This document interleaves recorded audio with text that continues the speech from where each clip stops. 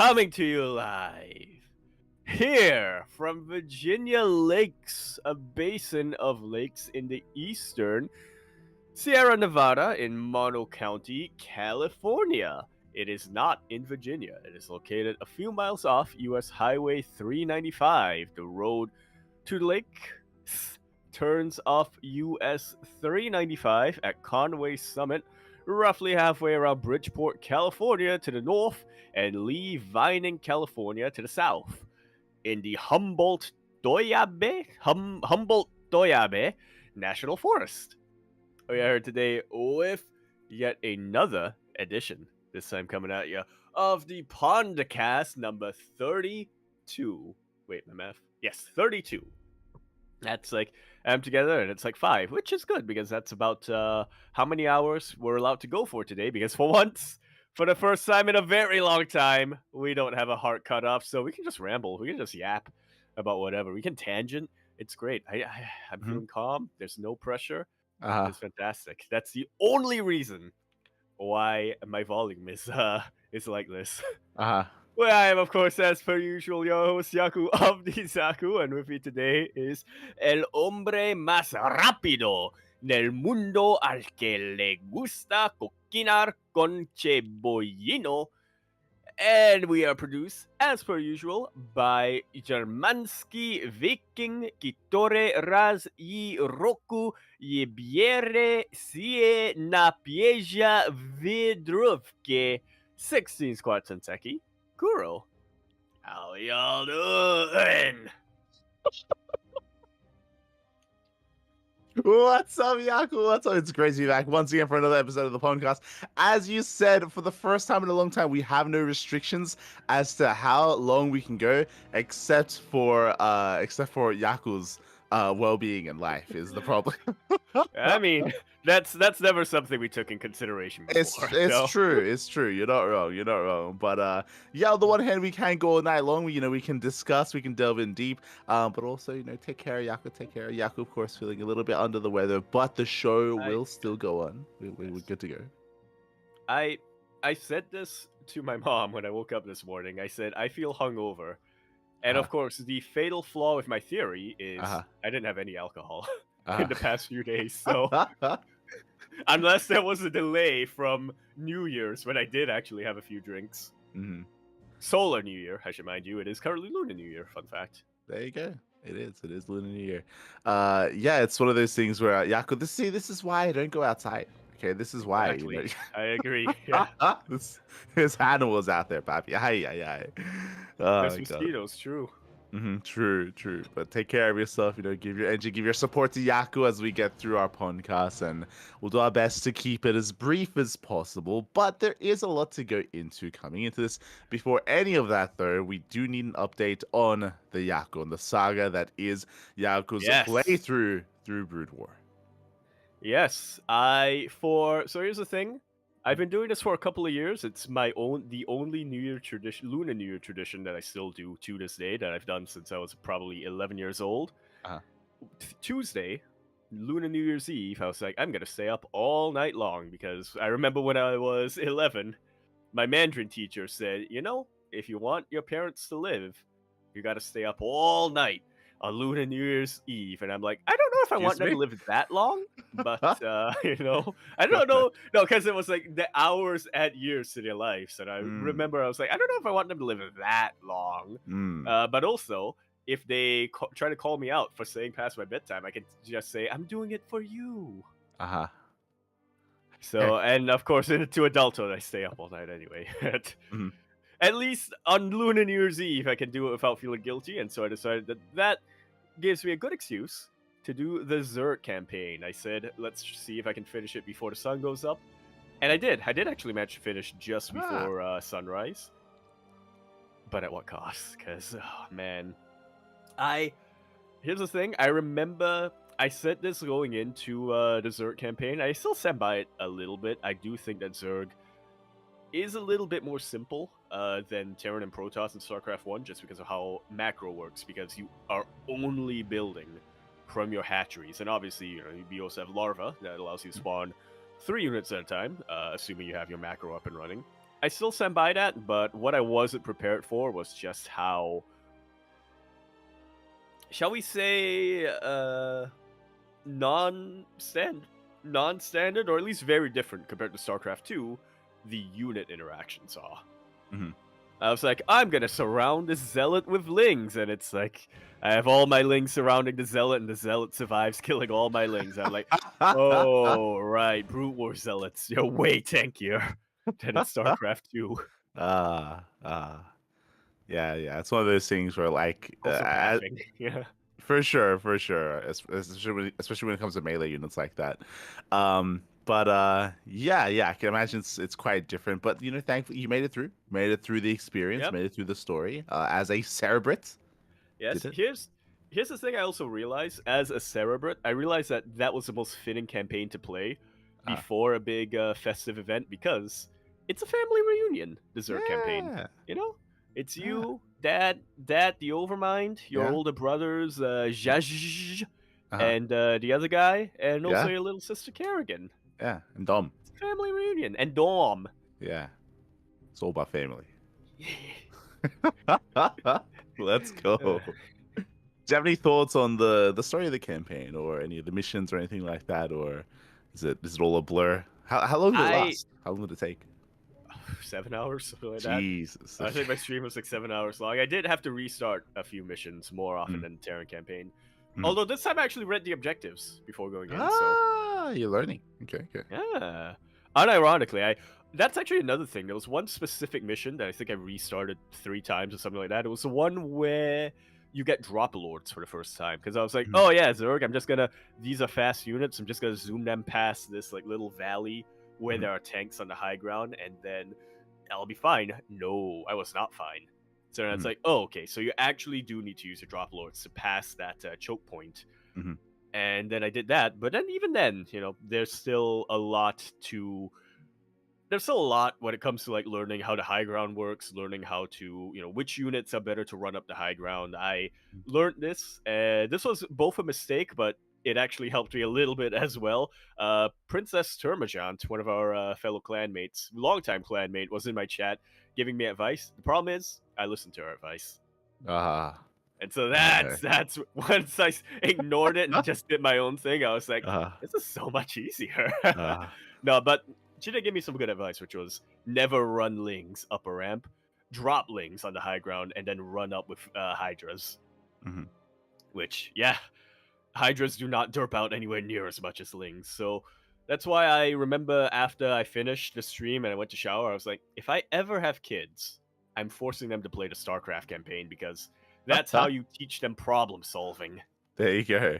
There you go. Well, I'm glad you made it through, and I mean that means Protoss campaign soon. TM. Yes, here's the thing. When I finished the Zerg campaign, Princess was also in my chat saying like, so you know how you said that Terran macro and production is finicky because you have to manually click all the buildings, and then unit interactions and pathing for Zerg is finicky because it's very different compared to the StarCraft 2 kind of parts.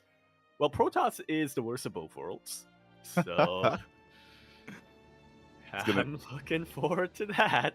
There we go. I look forward to it as well. Looking forward to it. Again, check out Yaku's experience through the Brood War campaign Yeah, over on Yaku's channel. highlighted it when I finished, so it's on there somewhere.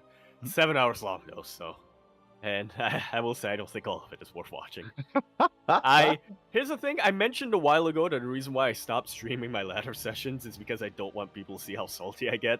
I Uh, think this is our campaign that hit my salt shone through a little bit. oh no. Oh no. Not the latter. So good, so good. But that does actually lead us into our first little topic here, is the GLHF interview that did occur a little while ago, towards the beginning of the month, with Garimto. Ah. Yes, one of the earliest Protoss champions of Root War, if I remember correctly. Mhm. Yeah, exactly. And it's quite fitting because something that I was not aware of, and again, I wasn't familiar with this player to begin with, as he isn't necessarily one of the bigger known names, but apparently he actually started competing back in Brood War. Like Brood War, Yep. sorry, back in StarCraft 1. StarCraft 1 proper. I mean. Vanilla, yeah. Yeah. Yeah, I think he won his first championship in Brute War, but yes, he did start competing in StarCraft 1. hmm Mhm. Yeah, very, very old school player, which is also why I thought it was very cool to hear him talk a little bit about the evolution of RTS as well. Mhm. He's very old school. He was talking about how I think he said the first RTS game he played was Warcraft 1, and that Mhm. was very finicky. Like, you have to build roads and everything like that. Warcraft 2 kind of did away with that. But the thing that he said was most surprising for him when we got to the transition from Warcraft 2 to StarCraft 1 was the fact that you can actually heal your units. Like, no RTS games at that time actually thought, okay, you built this unit, you don't just use it up until it dies. You can repair it. If you're Terran and it's a mech unit, you can regain shields. If it's Protoss or if it's Zerg, you can regen. Mhm. Yeah, yeah, and that was actually a little bit more, actually, if you recall, a little bit more impactful in Brood War because medics weren't a Yes. thing in SC1. So it was talking about how like I that found out, dynamic, yes. yeah, By playing the Terran campaign, I found that out the yeah, hard way. I yeah, got like, stim every single time. I would stim my Marines. They would immediately die because I would keep stimming them in. I was like, they'll heal. The dropships will heal them. uh-huh, uh-huh. No. You're like, No, they don't. I understand his pain. I understand. But yeah, that's what's so fascinating is the Uh, fact that he was competing again in a version of StarCraft where there were no medics, right? There was yeah. quite a limited array of units more so than we're used to. So yeah, it was really fascinating to hear about that. To Mhm. hear, I mean, of course, it wasn't the most balanced of kind of phases of StarCraft, but regardless, Yeah. it was really interesting to hear nonetheless. Yeah. Real cool to hear. Another thing that really struck me from this interview itself was actually talking about the pro gamer license Mm, situation and talking about the early days of Kespa. mhm, Because Kespa still does issue pro gamer licenses, but they're not as powerful as it kind of used to be back during Garimto's era. I remember Garimto in this interview, he was talking about it. He was like, "Yeah, when I first got my pro gamer's license, I was so excited. I thought this is so cool. This is like, man, look how awesome I am." But looking back at it, it's like, what does this actually prove? Right? mm. Does it? All this does is it allows me to join a Kespa team and it allows me to play in certain tournaments. Does it make me a better gamer? No. Does it prove that I'm, responsible? And it's not like a driver's license, which proves that I'm responsible and competent enough to drive a car. It's just literally just a way for Kespa to try to, in the eyes of the public, try to legitimize pro gaming as a career. Yeah, yeah. I'd be really curious to hear how that did influence people's perspective because as you were saying, right, like a pro gamer license is something like kind of manufactured by Kespa, but as you said, like the purpose of it was to give it a little bit more legitimacy in the eyes of the public. That it's like, oh, like this is like this is a profession. This is something that you Yeah. work towards, is something that you build up towards. This is something that is to be taken more seriously, not just playing computer games or playing games, right? So yeah, it's definitely an interesting kind of route that was taken. I don't know how effective it was. I do know that it did kind of, in a way, it kind of like bottlenecked like players that could Yes, very actually much be a so. part. Yeah, but at the same time, like I say bottleneck, but it's also like it's almost like tryouts sort of thing, right? Like that's Hmm. where to They were earn a basically team license. tryouts, yeah. Yeah, yeah, exactly. To earn a license, you have to compete, you have to play, you have to earn it, right? A lot of players that would play through like coverage tournaments to earn the license, and that's also how you prove that you're at least Yeah, good that's enough to also get to that level. yeah, that would also be where the scouts, the team Hmm. scouts, would kind of park themselves at and be like, okay, I want this player for SKT, I want this Hmm. player for KT, etc. Yeah, exactly. So there were definitely uses for it for sure. But yeah, it's just a really interesting thing to, an interesting kind of thing to kind of like to bring into the field just because I don't think anyone else has ever done that before, right? Like or even since, right, to have like a Uh, pro gamer re- license like in other countries. Recently, I do know that the Philippines does something Ooh. similar, but it's not quite. It doesn't quite serve the same purpose. It does issue af- athlete licenses, and they do Mm. list pro gaming or esports as one of the categories. But for the Philippines, that's literally just to make getting visas easier. Okay, It's not fair. to like bottleneck them or not to like try to keep them from or not to legitimize things or anything. It's literally just a way for them to go when they go to other countries to compete. They're Hmm. like, hey, my government recognizes me Hmm. as an athlete. Give me my goddamn visa so I can do my job. Yeah, yeah. I mean, that sounds pretty useful. Like, like I mean, very often athlete visas would be given to pro gamers, but they'd have to like prove it. Jump They'd through have there's hoops. definitely like a process, a very rigorous process to actually acquire that and hope Yep. that the person that you're Uh, interacting with is understanding of that or mhm. yeah. It's more Which now I known. remember, does Skillus, is it a license or is it just a visa that allows him to stay in the Netherlands? I would imagine it's a He visa, but it I'm was not it was entirely certain. officially announced that he is the first person in Netherlands to get an esports visa. They made a There you go. specific There we go. esports visa. They made a separate one, yeah. There you go. There you go. Shout out to Nikita. But so yeah, it's just definitely a really interesting concept, right? Of the license and the purposes that it served.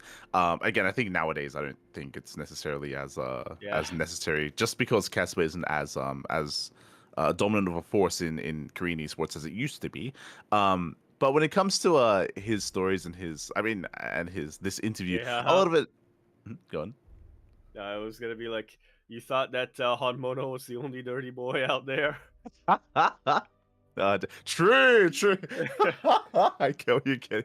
We'll get there. But yeah, the interview was mainly kind of like him, retailing, stories of his early days, of his career, getting into pro gaming. It was really, it was really fun to hear. I guess I was kind of getting into that as well. I was most fascinated by him retelling the story of his first time playing on a stage, right? Playing on a stage, playing in front of a big crowd. Talking about how being a pro and competing is one thing, but playing on that crowd, hearing the audience, fans chanting, yeah, the massive lights like blaring down upon you, and the costume that he had to wear as well. These are all like very obstacles. thick, very heavy, Yes, very hot, very hot as well. especially And these with are the stage lights. Yep, and these are all like obstacles that you'd have to you overcome. You'd have to be able to like weather through all of that while playing your best as well. So there was like added complexity when it comes to competing there, and the costumes, I'm sure, didn't help either. Yeah. Especially when you advance in the next round and don't have an opportunity to wash it. Yes, he was letting Oh. us know that he didn't necessarily He clean his interrupted. clothes. He interrupted ZG and Maddox to insert that tidbit. It's My like, favorite part of the interview. Thank you.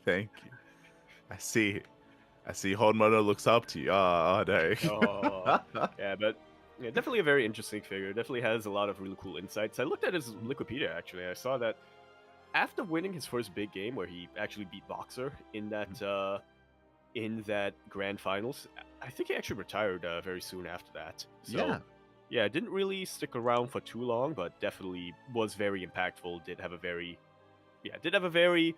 impactful career, specifically when it comes to Protoss players. Yeah, I think that's what I really appreciate out of this interview. It was very similar to the Gur interview as well, where these are players that retired like relatively quickly or early on in StarCraft, but they still kept up and they're still clearly interested and they still have a lot of fond memories of this era. Gur was a little bit different. I think Gur, he went more in depth as to like later years, and he was even telling himself telling us that he was still following StarCraft even to this day. Mhm. I don't know His if that's name the was case. J-Dong, and they talk all the time about StarCraft. For sure. I don't know if that's the case with Garimto, but regardless, like he was able to, tell tales and tell stories of StarCraft and the eras after him as well in Brood War. So yeah, it was really cool to hear from that perspective. Yeah, definitely recommend it. Yeah, the very last thing that I found the most interesting, which I never really considered before, that I never really thought of, which also definitely I get a sense of frustration, is when he actually spoke. I think it was the last thing he spoke about, one of the last things about the last Brood War OSL, and Right. how weird it Blizzard was. thing. Yeah, how like odd it was. I mean, there's a lot to get into this, and we'll probably get into it a little bit more when it comes to the Tasteless interview as well. But he spoke about how Brood War was still really big. Like there was still some massive crowds and still massive audiences watching Brood War. So it felt weird when Kespa almost like pulled the rug. I say pulled the rug Overnight.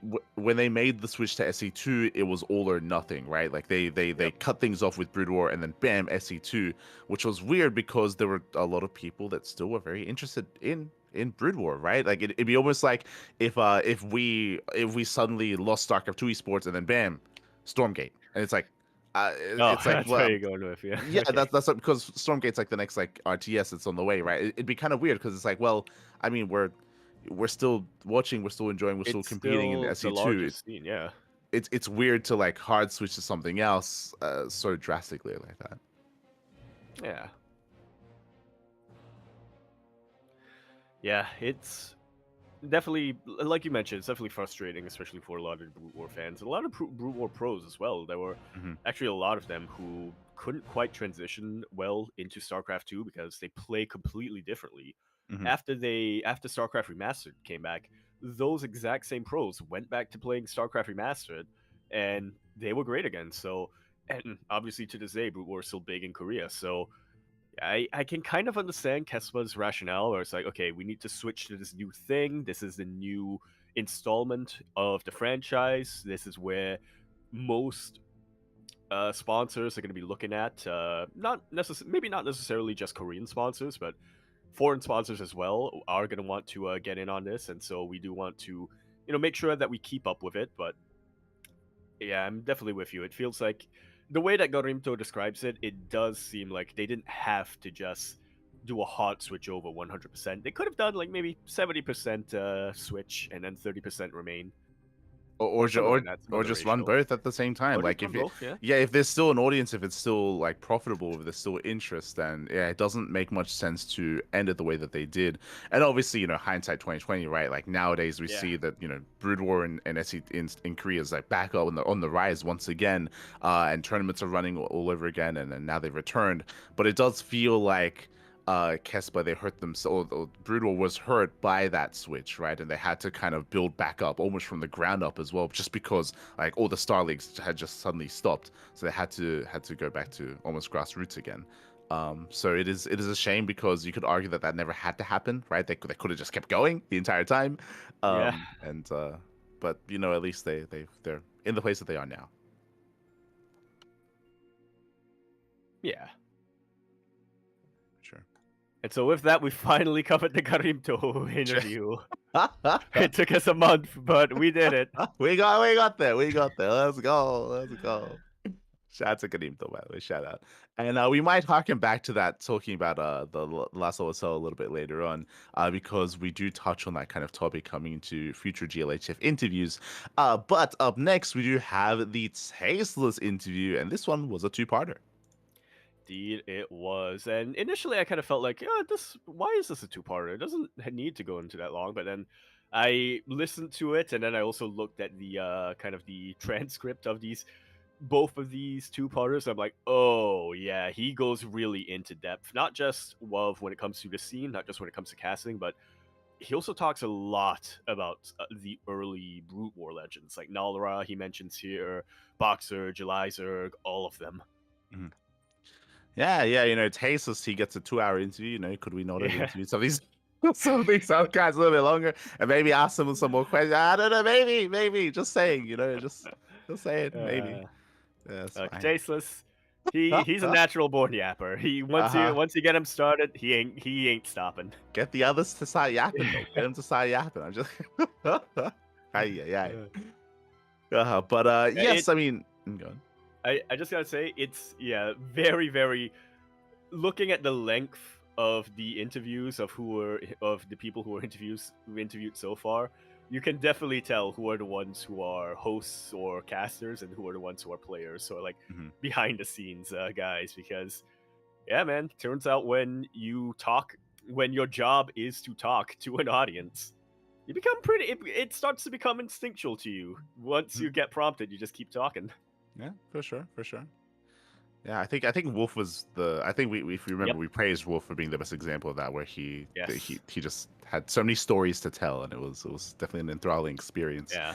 Definitely something similar here with Tasteless, as of course he has a lot of stories to tell, especially when it comes to the early days, especially when it comes to the early years of Brood War, SC2, and even competing as a player himself.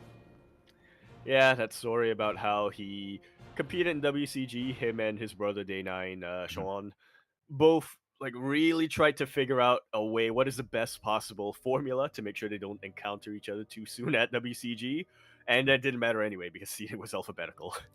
Yeah. It was really cool to hear another perspective because, as he kind of alluded to, and it was released many, many years ago at this point, like 2014 or something. But there was a documentary. There was a documentary filmed at Sons of StarCraft. Oh, not that one. at WCG, which followed Tasus, it followed Artosis, Day 9. It's all on YouTube. You can see them all very young. You can see them being interviewed about StarCraft and where they think they're going to be going, and who the competitors are, and before he grew his beard and yep, and voice. and he had like pink hair, like it was. Yeah. But and they even have a shot where like Tasus and Day 9 like where they hug and they hug it out, and Tasus is like giving Day 9 like a pep talk, like after he got beaten, he's like, you got this, like you're the best, like you can go far, sort of thing. Like it was really really wholesome to see those three, and even back then they were good friends, referring to Tasus, Day 9, and Artosis. Yeah. They were a trio over there, and really cool to see as well, because I don't think we actually had a perspective yet of competitive StarCraft 1 outside of Korea in any of these JLHF interviews. Like, like even Gur, he was mostly talking about going to Korea to compete, as opposed to Tasus, who both him and Day 9 were competing from the US initially before moving to Korea. Yeah, exactly. So it's cool to hear from that once again. Do recommend checking out the interview. I want to say that might be one. I don't think In Control is in that one. But obviously he was a competitor at the time. Oh, wait. I'm referring to the. You meant the documentary. WCG tournament. Yeah. Okay. Yeah. There's definitely a lot of stories, a lot of tales about that era, and it's really cool to hear as well. It was really interesting to hear Tasteless and how he kind of took some big chances and some big risks when it comes to not even before going to Korea, but like taking the initiative to cast the events. Like that's what the documentary focused on as well, where after he got knocked out of the tournament, they noticed that like the person that was casting, yo, this guy like. Yeah, he wasn't really understand the game that well, but I mean, it's not his fault. He was like literally some guy who was from another esport that he had to come in and fill the role. But Tasus was like, if you want, I can cast this. You don't have to pay me. Yeah. And he stepped in, he casted, he did a good job. The people organizing the event took notice. I think they took notice, but he also approached them. He took the initiative to like be like, hey, you're running other tournaments. I just casted this. Let me do more. And they're like, yeah, sure. And it went from there. So yeah, it was really cool to hear from that, right? And to see that initiative being taken. And I mean, it led him to where he is now. Like it was, yeah. Yeah.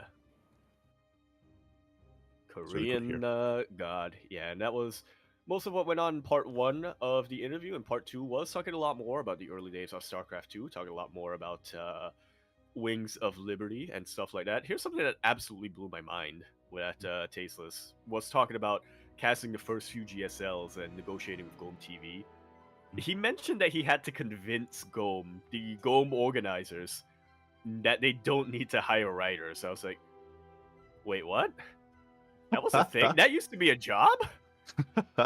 Like event writers? Like, you mean like promoters? And he was like, no, just people to write talking points for hosts and for casters. And I was like, that was a thing? Yeah, I mean they had it locked down when it comes to like the production team for casters in Korea. So yeah, it was really really cool to hear that as well. Just before part 2 though, in part 1, something that I found the most interesting, and it's what I wanted out of the Crank interview, and I think it's what Zonberg kind of was hoping for as well. If you remember when we were going over the Crank interview, I spoke about how it would have been really cool to have heard the reason as to why Brood War became so popular in Korea. CranKy spoke about how poor the country was, or how difficult the financial situation was in Korea. And I was Yeah, no, I was just gonna say that. Yeah, Crank was mentioning that at a time when Brood War and StarCraft 1 came out, Korea was like coming out of the Asian financial crisis, and so Korea also had like mass investments into internet infrastructure, digital infrastructure, which is why PC bongs came up left and right. But then also on top of that, Crank also mentioned that, in his opinion, Koreans are just competitive. Culturally, they are very competitive, so that's also why it became a big thing. But yeah, I didn't really. It does feel like that's all speculation, right? That's all things that probably helped, but yeah, it wasn't necessarily the full. Pin down. It's hard to really. It's hard to really pin down what it was specifically that made it just Korea for the longest time. Yeah, and it didn't tell the full story because it was I mean, to be fair, like his tale was very similar to Latin America. Like Latin America's big in Brood War as well. The reason for that also because Latin America is a more poorer nation. Yeah. People don't have PCs at home, so that's why these PC cafes propped up as a way to actually play PC games because personal PCs You're not in a buying household. PC, yeah. Yeah, exactly. It was not a common thing, so that's why PC cafes were popular. Brood War was cheap. Brood War was easy to pirate, so you could just get one copy Yeah. and then install it on every single PC. Like there's like that And like that- con. Oh, go on. I was gonna say, and that's not just something that people who were looking to play did. That's something that the owners of the PC box Yeah. did. Yeah, So yeah. they didn't have to buy different copies for every single machine. They just Mhm. got one, and then they put it on a floppy disk, and then they installed it on all their PCs. So they just make copies and installed it on all the PCs. Exactly. So that definitely did translate to other regions and other areas for that as well.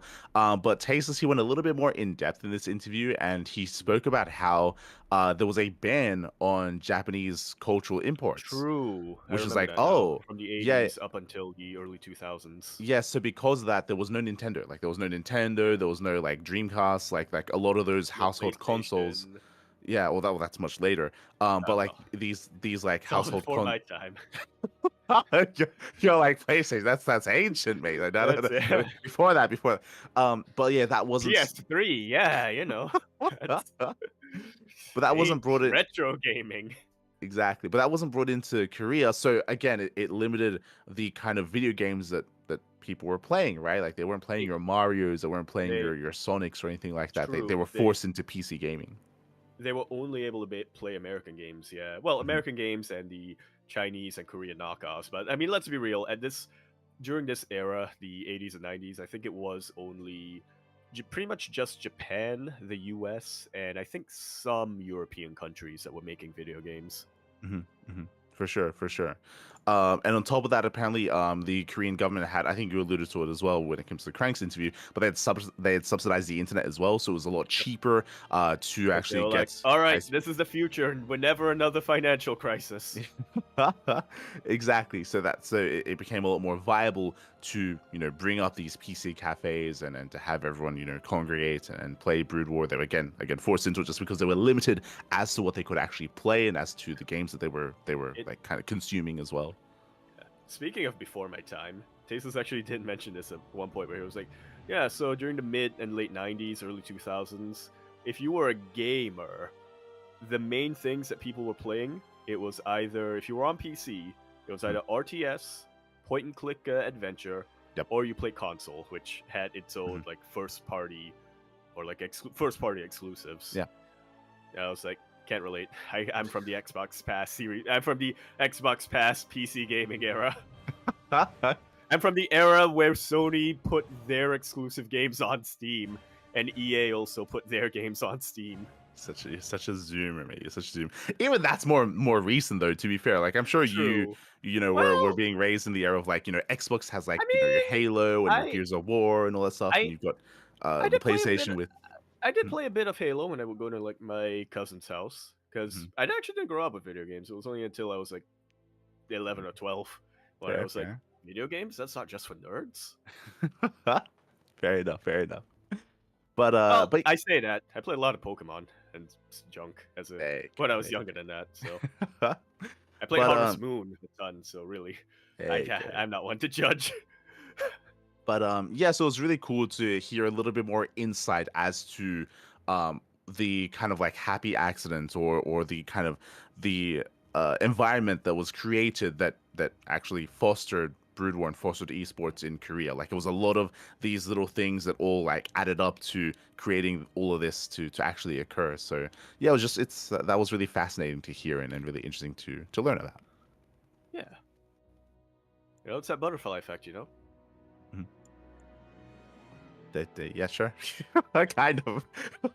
You ban, or it's that domino effect, you ban There you go, yeah. Japanese imports. Years down the line, you become the dominant country for There you go. a RTS Yeah. competition. Yeah, take that, That's how you do it. Pokemon. Yeah. Get fucked, Digimon and Mario. Oh, God. Sonic, you're the fastest thing alive, then why don't you put those legs to work and run the hell out of Hey, my get outta country. here. Oh my god. And then bam, Brood War. There you go. Yeah, there you go. Oh my god.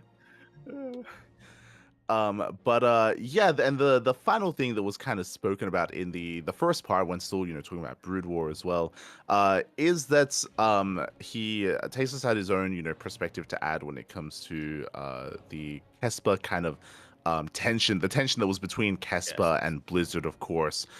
This is something that we've been hearing about in almost every single Brood War related interview in the GLHF series.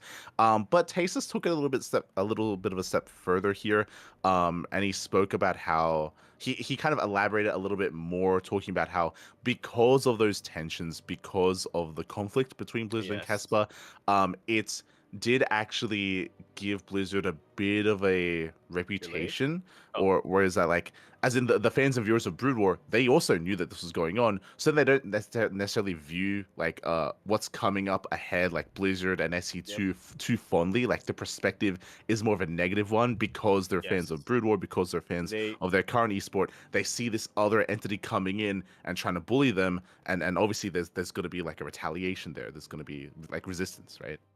Yes, completely. Because I mean, that's just how it was done for the longest time. When it was done, when it came to StarCraft competition and esports in Korea, Kespa would just do freaking whatever. They were the ones with the huge audience. They would just do freaking everything. And then Blizzard looked at that and was like, "This is pretty big, but this is also our IP. We should probably." Our intellectual property. I don't mean RIP as in RIP. I mean, but this is also our intellectual property. So we should probably, get revenue from this, right? We should probably start charging them to do this. And it's something that Blizzard still does. If you're going to be producing a tournament over a certain, I don't remember if it's prize pool or if it's viewership, but once you cross a certain threshold when it comes to prize pool, there we go. You do have to start paying that license to Blizzard, and there are definitely a lot of different views about how reasonable the threshold is, how reasonable the price point of the license is. Yeah, and if you recall, that's also why Tastes believes that there's no LAN. There's no LAN in StarCraft 2 because Blizzard, they want control over the games that are being played, over where it's being hosted.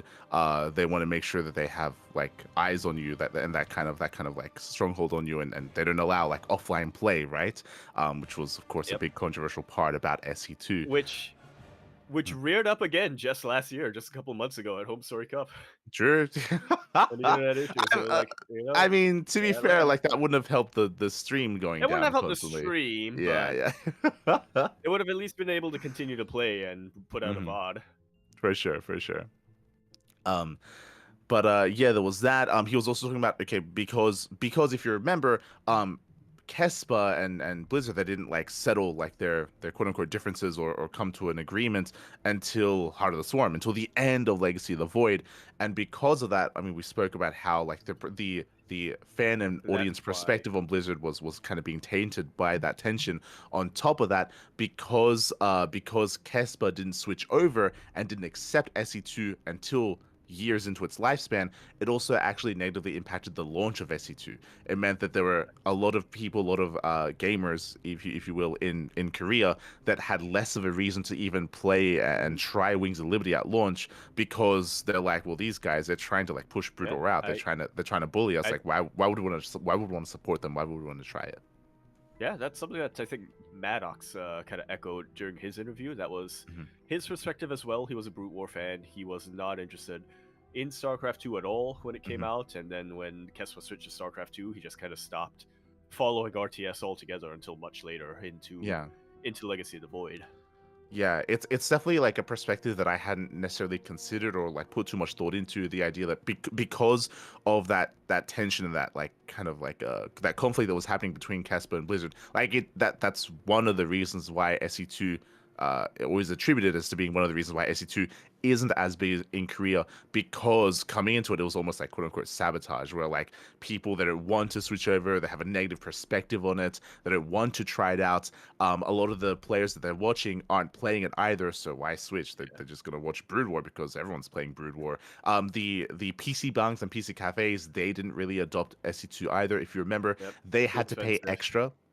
Yeah. Yes, PC cafes, they had to pay extra to actually, because they had to buy individual game licenses for every single PC that they had. It's like, that's too expensive. We're not going to do Yeah. this. So then, like the natural player base, the local player base that only play in PC bangs, they're not going to play SE2. What they're gonna buy the game? They're gonna pay for that? They're just gonna play Brood War, right? Like They gotta there's just buy the game. yeah, like that. Like there was just so much there was just so many different factors and so much coming into to the launch of Wings of Liberty that added up to also not being successful as it otherwise could have been, otherwise should have been in Korea. Because like I think you brought up something where it's like, isn't it kind of weird that like SE2 is huge everywhere else? It's bigger like internationally than it is in Korea. That's kind of weird. Well, because of all this other history here when it comes to the launch, when it comes to the game, like there was just so much working against SE2.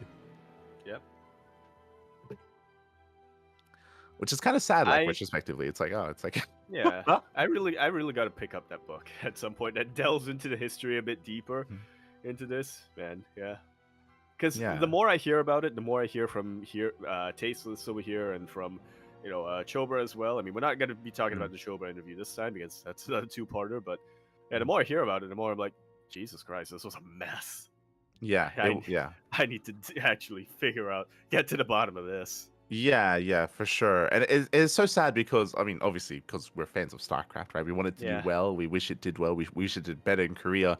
But, like, it's almost like it was almost doomed to fail from the start, even before the launch of SE2, just because of what was happening between, Kespa and Korean esports and Blizzard as well. Like, it really did cripple their chances at being successful there. Yeah, it's crazy. It's crazy to think about. Yeah. Sure. The recommend watching part 1. It's cool to hear these insights, especially behind the scene insights from Tasteless. I think he also quickly touched on Air Force Ace. I don't know if you remember this. I remember is the team? wrong word to use. I've heard about it. I remember when I first heard about it, I thought this is so freaking cool. Like esports is so big in Korea that they actually, because I think I was like 17 or something at the time. I was like worried that I was gonna get drafted soon into the Singapore army, and then that ended up not happening. So, but I remember at the time I was like, "That's so cool." Okay, what I need to do, I need to get good at this game. I need to convince the Ministry of Defense to learn from Korea, and then I learned from it, and then I actually looked at the results of Air Force Ace. I was like, yeah, bottom of every single group in Pro League, bottom of every single group in individual league, and it's like in hindsight it makes sense because you're not going to be able to have that much practice when you're training, when you're out in the field, when you're like running, doing drills, fitness exercises, and all that, and you're learning how to operate equipment and stuff like that, learning how to live in a jungle and stuff like that. Cyril was able to get away with it, but Cyril and Byun, I think, were the two people who were able to get away with it. But obviously, both of them had very different experiences compared to the typical Korean StarCraft pro gamer. Yeah, honestly, it's a really cool initiative. Like, it's really cool that like the Korean government would even like accept, like, okay, yeah, like esports is a thing, like pro gamers are a thing. We'll create this division, this military division of like pro gamers that are allowed to compete and give them the avenue to, right? Like, it's I would say a positive initiative to do that. But as you said, like because of how like rigorous being in the military or that military training is, like it does like negatively impact like their performances. So it's hard to like realistically expect them to do well, right? Yeah, they do something similar for I think K-pop singers and really big musicians and celebrities, but again, they use them for, I don't want to say propaganda, but they definitely put them on their promotional material a lot because it's like, look at what's his name, I don't know, the BTS guy. He's serving his people, and you should too, fangirls. But Yeah, yeah, they also still have to do the basic training and everything. yeah. I would say that bearing in mind that this is, of course, a Brood War team from many, many years ago. If this is around now, I don't think Air Force Ace is around anymore. But if it They was aren't. around now, I would imagine it would be more of the Cyril approach, which I mean, Cyril was very Mhm. successful, still It- being in the military, but also like he was like given time off Yep. to practice and prepare. Obviously, given permission Well, by the military or by his government to do so. And clearly, like if this was done in modern day, it'd probably be done in a probably a better way. I would imagine. potentially, because it's a little bit different in Finland. Because I believe in Finland they don't call it mandatory military service the same way that Korea does. They just call Mhm. it national service. So it can Mhm. be, you don't necessarily have to be in the army, it's so Mhm. long as you are contributing to the country in some way during the time. Which is also the same in Korea. Yeah, I was Mhm. gonna say, isn't it the same Really? in Okay. Korea, where like if you like you may be put like into directly the military, but if Oh, for okay. whatever reason like you can, then you can get a different position. I think it was it Ah, Golden okay. who got like an office position? I think it was Golden. I think Golden got an office position. Yeah. Crank was a driver, and Tasia was. I Yeah, think he but- was a part of the like military police or something, like or He maybe was like a traffic control auxiliary officer. police. Yeah, Teja was So like a that's it, policeman. that's it. Auxiliary police. Yeah, that's it. Björn, Björn was something similar, but in his case, he got to actually go home at night and every night, so he could still practice. Yeah. So, it would be cool if something like that was incorporated again. That's kind of not really what I mean, though. What I mean specifically in Cyril's case is because the Finnish government said you playing and winning these big tournaments is contributing to the country. And so that's the view that the Finnish government had, which I don't think the Korean government kind of wants to take. Like they're on two minds to that nowadays. When it comes to like their top star athletes and their top like celebrities and stuff. But at the same time, they're also like, well, to make it fair, we still need to make sure that you do a certain amount of basic training at least. For sure. Infamously as well, at least from my recollection, the big name on Air Force Ace was Stardust. I don't know if you remember Stardust, okay. but yeah, he was on Air Force Ace. He was a lot more successful in SC2 more so than Brood Hardest War. Swarm But player, right? yeah, player? Hardest Swarm. Yeah. I remember him. I thought you were going to say Firebat Hero, who is the SC1 Pro, who I'm most familiar with because one day I just stumbled upon him doing an ASMR video. Oh, okay. I thought you were going to talk about when he took off his shirt and jumped into the ocean, but no, ASMR. Okay, I did not know that existed. Well, ASMR was how I discovered him. I think because he was streaming. I think somebody donated to him and it was like, can you do ASMR while you do a ladder game? And he was like, okay, we're going to ASMR. Oh, no. And then he got a lot. Beautiful. But yeah. So again, just really cool to hear the early days of Tassus's career. It's really insightful if you're interested in his story of of traveling, of taking chances, of becoming a commentator in the early days, and how it was to get into Brood War specifically, as you were alluding to. As we get into part two focuses a little bit more on StarCraft 2. Yes, and kind of paving a way, I think, for a lot of English commentators as well. A lot of things that we kind of, I don't want to say take for granted, but a lot of things that we consider to be standard nowadays to hear Tasteless talk about it are things that had to be hammered out, are details that had to be hammered out in the early days. Mm-hmm. Yeah, exactly, because that was the beginning of everything, at least in the West, right? I mean, you kind of briefly talked about it, about how they were maybe a little bit more structured when it came to the Korean broadcast, but the English broadcast was given more free reign. They were given less restrictions. They're like, do what you want. There's less of a budget, but that also means that like we're not going to be as heavily lording over you. So you can kind of do what you please, and as a result, like Tasus and Artosis, they were able to like kind of form their own style of commentary, their own kind of like narrative for how the show would be structured, and through the form of iteration, they were able to like almost perfect that, right? Yeah, having someone to bounce off of definitely helps, especially in those early days. Mm-hmm. For sure. They were talking about how like they would cast StarCraft almost daily, and they'd outside of the games they would like talk about like what works, what doesn't work, what they should do, what they shouldn't do, right? I would cast like daily, and then they would fly over to other countries, and then get like 4 hours of sleep, and then fly back to Korea, and then cast in the evening, and then sleep for Mhm. another 3 hours, and then wake up and have to go to a meeting with Go TV, and it's like, Mhm. oh yeah, yeah, I'm sure that does still exist in some form, but yeah, I'm glad that that's not at esports schedules, even though they are still very hectic and very unpredictable. They Mhm. aren't quite that same level anymore. Yeah, that was a lot more in the Heart of the Swarm era of StarCraft. Once they had been established. But yeah, when it came to the early days of GSL and early Wings of Liberty, I do appreciate something that you touched on, and it made me actually be a little bit more introspective as well. I think just because we're also, we also do casting a little bit every now and then. Yeah. We we dabble in the casting. But Yeah, he was talking about, some more than others. yeah, sure. Not naming any names. But yeah, he was discussing and talking about something that Steel Mode loves, storylines, right? Storylines, Storylines, yes. yes, and narratives regarding players, and how important it is, and how it's Yes. something that the Koreans are really good at. Like the Koreans, they're something when They're it comes to their broadcast, they're always so keen on, and maybe it's because They, they've got those writers that are working behind the scenes. yeah. But like to I mean, it attach definitely like, helps when it comes to the promotion and sure, stuff. for sure. When it comes to promotion, when it comes to like attaching like a nickname or like a title to a player and stuff like that, and, Yep. and like building them up that way, and it's something that our Toasters and Tasters kind of like tried to work on themselves.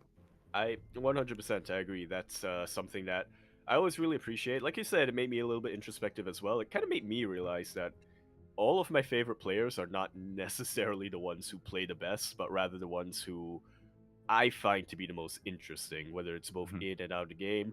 The ones who have really inspirational stories, like, Björn, like Sue, Yeah, etc. Oliveira. Or the ones who are just, Oliveira, or the Yeah. ones who are like very MMA, I would also say. That's part of why he's my favorite player. Or the ones who are like, have who are a bit more outgoing, who are a bit more, shall we say, more willing to have fun, Mhm. both in and out of game. Yeah, it's one of those Patience. things. That's why I love patience to this Sure. day. I think patience is a good example of why it is important, because if you have a player that isn't necessarily very outgoing, like when it comes to like Yep. interviews or their personality, if they're a little bit more introverted, it's that much more important for the caster or the host or the event to kind of like push their own narrative, to kind of give Yep. them their own life of their own that can kind of become them, Yeah, and give them like a reputation. Yeah, and that's something that, again, this is a bit of a teaser for probably next week. I'm sure we'll talk about it Mhm. next week.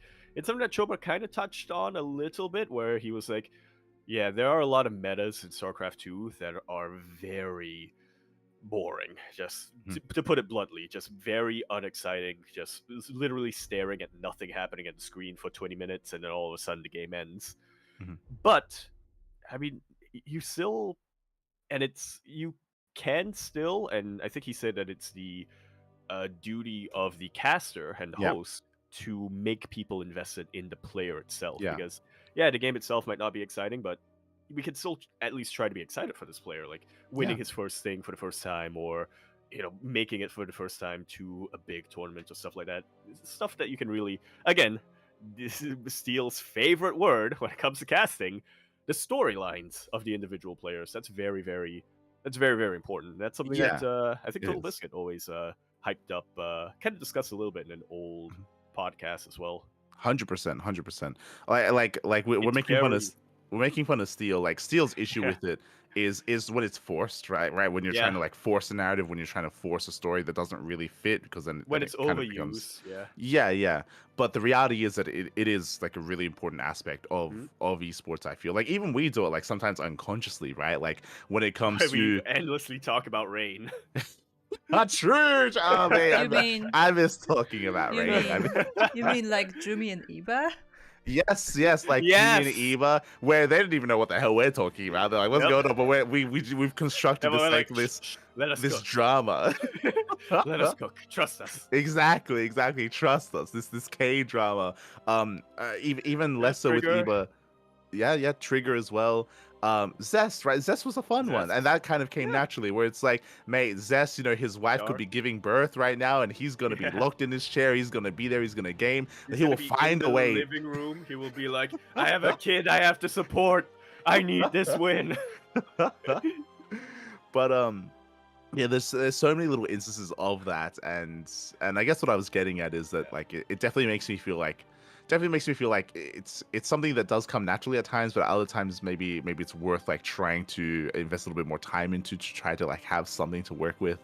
It can be hard for sure, because I feel like that comes most naturally to us when we have another We're person to casting work off of. regulars. Oh, Yeah, yeah, when that we're too. casting regulars, but even then, like we like bounce off each other. When it comes to Zest, when it comes to like the XY axis of patience, for Yeah. example, when it comes to Iba, when it comes to Jumi, when it comes to Byun, being a DJ and playing and everything, Clem as well, like staying up late into the night. Like there's yeah, a lot Yeah. that happens there, and Speaking of Steel, he actually told me about this term a while back when we, in the early days of us casting, of all of us casting, really, he told me this term, which was yes and. Mhm. It was basically a way to go off of your partner or the Yeah, person yeah. you're interacting with, talking to. For sure. Yeah, where you can like continue the conversation and keep things going.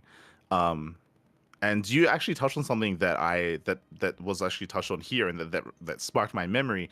You talk about Total Biscuit. Total Biscuit was that to the extreme because Absolutely. I don't know how familiar you are with WWE. I don't know if you've watched much of that or if you know I much about watched that. like one season. There you go. And But it was like, from the 90s because I was like, uh oh yeah, Rowdy Piper. He's been in shows, in movies that I like. He was in Day Live. That was actually after I watched Day Live. I went to watch old Rowdy Piper matches. there you go.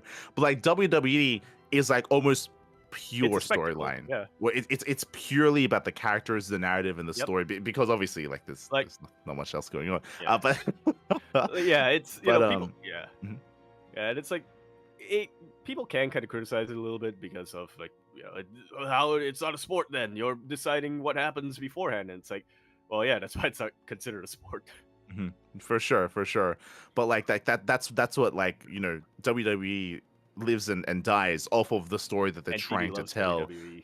Yeah, and off of what they're trying to portray. And Total Biscuit, he spoke about that many a time, how that's how he based his casting off of, where he was a big WWE fan, and he would want that- to kind of bring that energy and bring that kind of life to StarCraft and Yeah. recasted. That's why he would always be like, in the red trunks over here. Yeah, that's a part of it, true. But like when it comes to building up players and building up Yep. their narrative and stuff like that, he would always like try and be a little bit more bombastic with He- it as well. And Yeah. I mean, it was very stylistic to Yeah. Total Biscuit for sure. Yeah, that's for sure what he did best. I mean, I miss TP, Yeah. both in StarCraft and out of it. But I also remember there were also a lot of other times where he was kind of hyping up players or talking about players. I remember specifically it was a Shoutcraft Clan Wars Mhm. after 2017 BlizzCon where he was casting Innovation, and he could have done the huge, big, bombastic thing and been like, Innovation, he's been a machine, he's been the best player in the world here. But instead, he toned it down a little, and he was like, Mhm. yeah, so Innovation, this is a very important match for him specifically. It's like a very personal match for him just because I think he was playing TY or something in that clan Mhm. war. And if you remember, TY was the player who knocked him out of BlizzCon.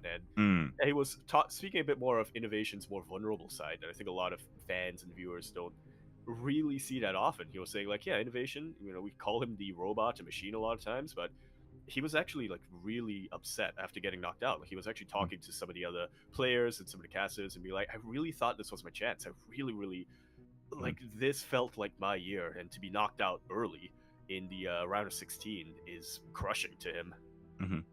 Yeah, and I think he has those extra insights because, again, Innovation was really close with MMA, with Crank, with Ryung, with all the other Axiom boys, so he has that to kind of pull off of as well.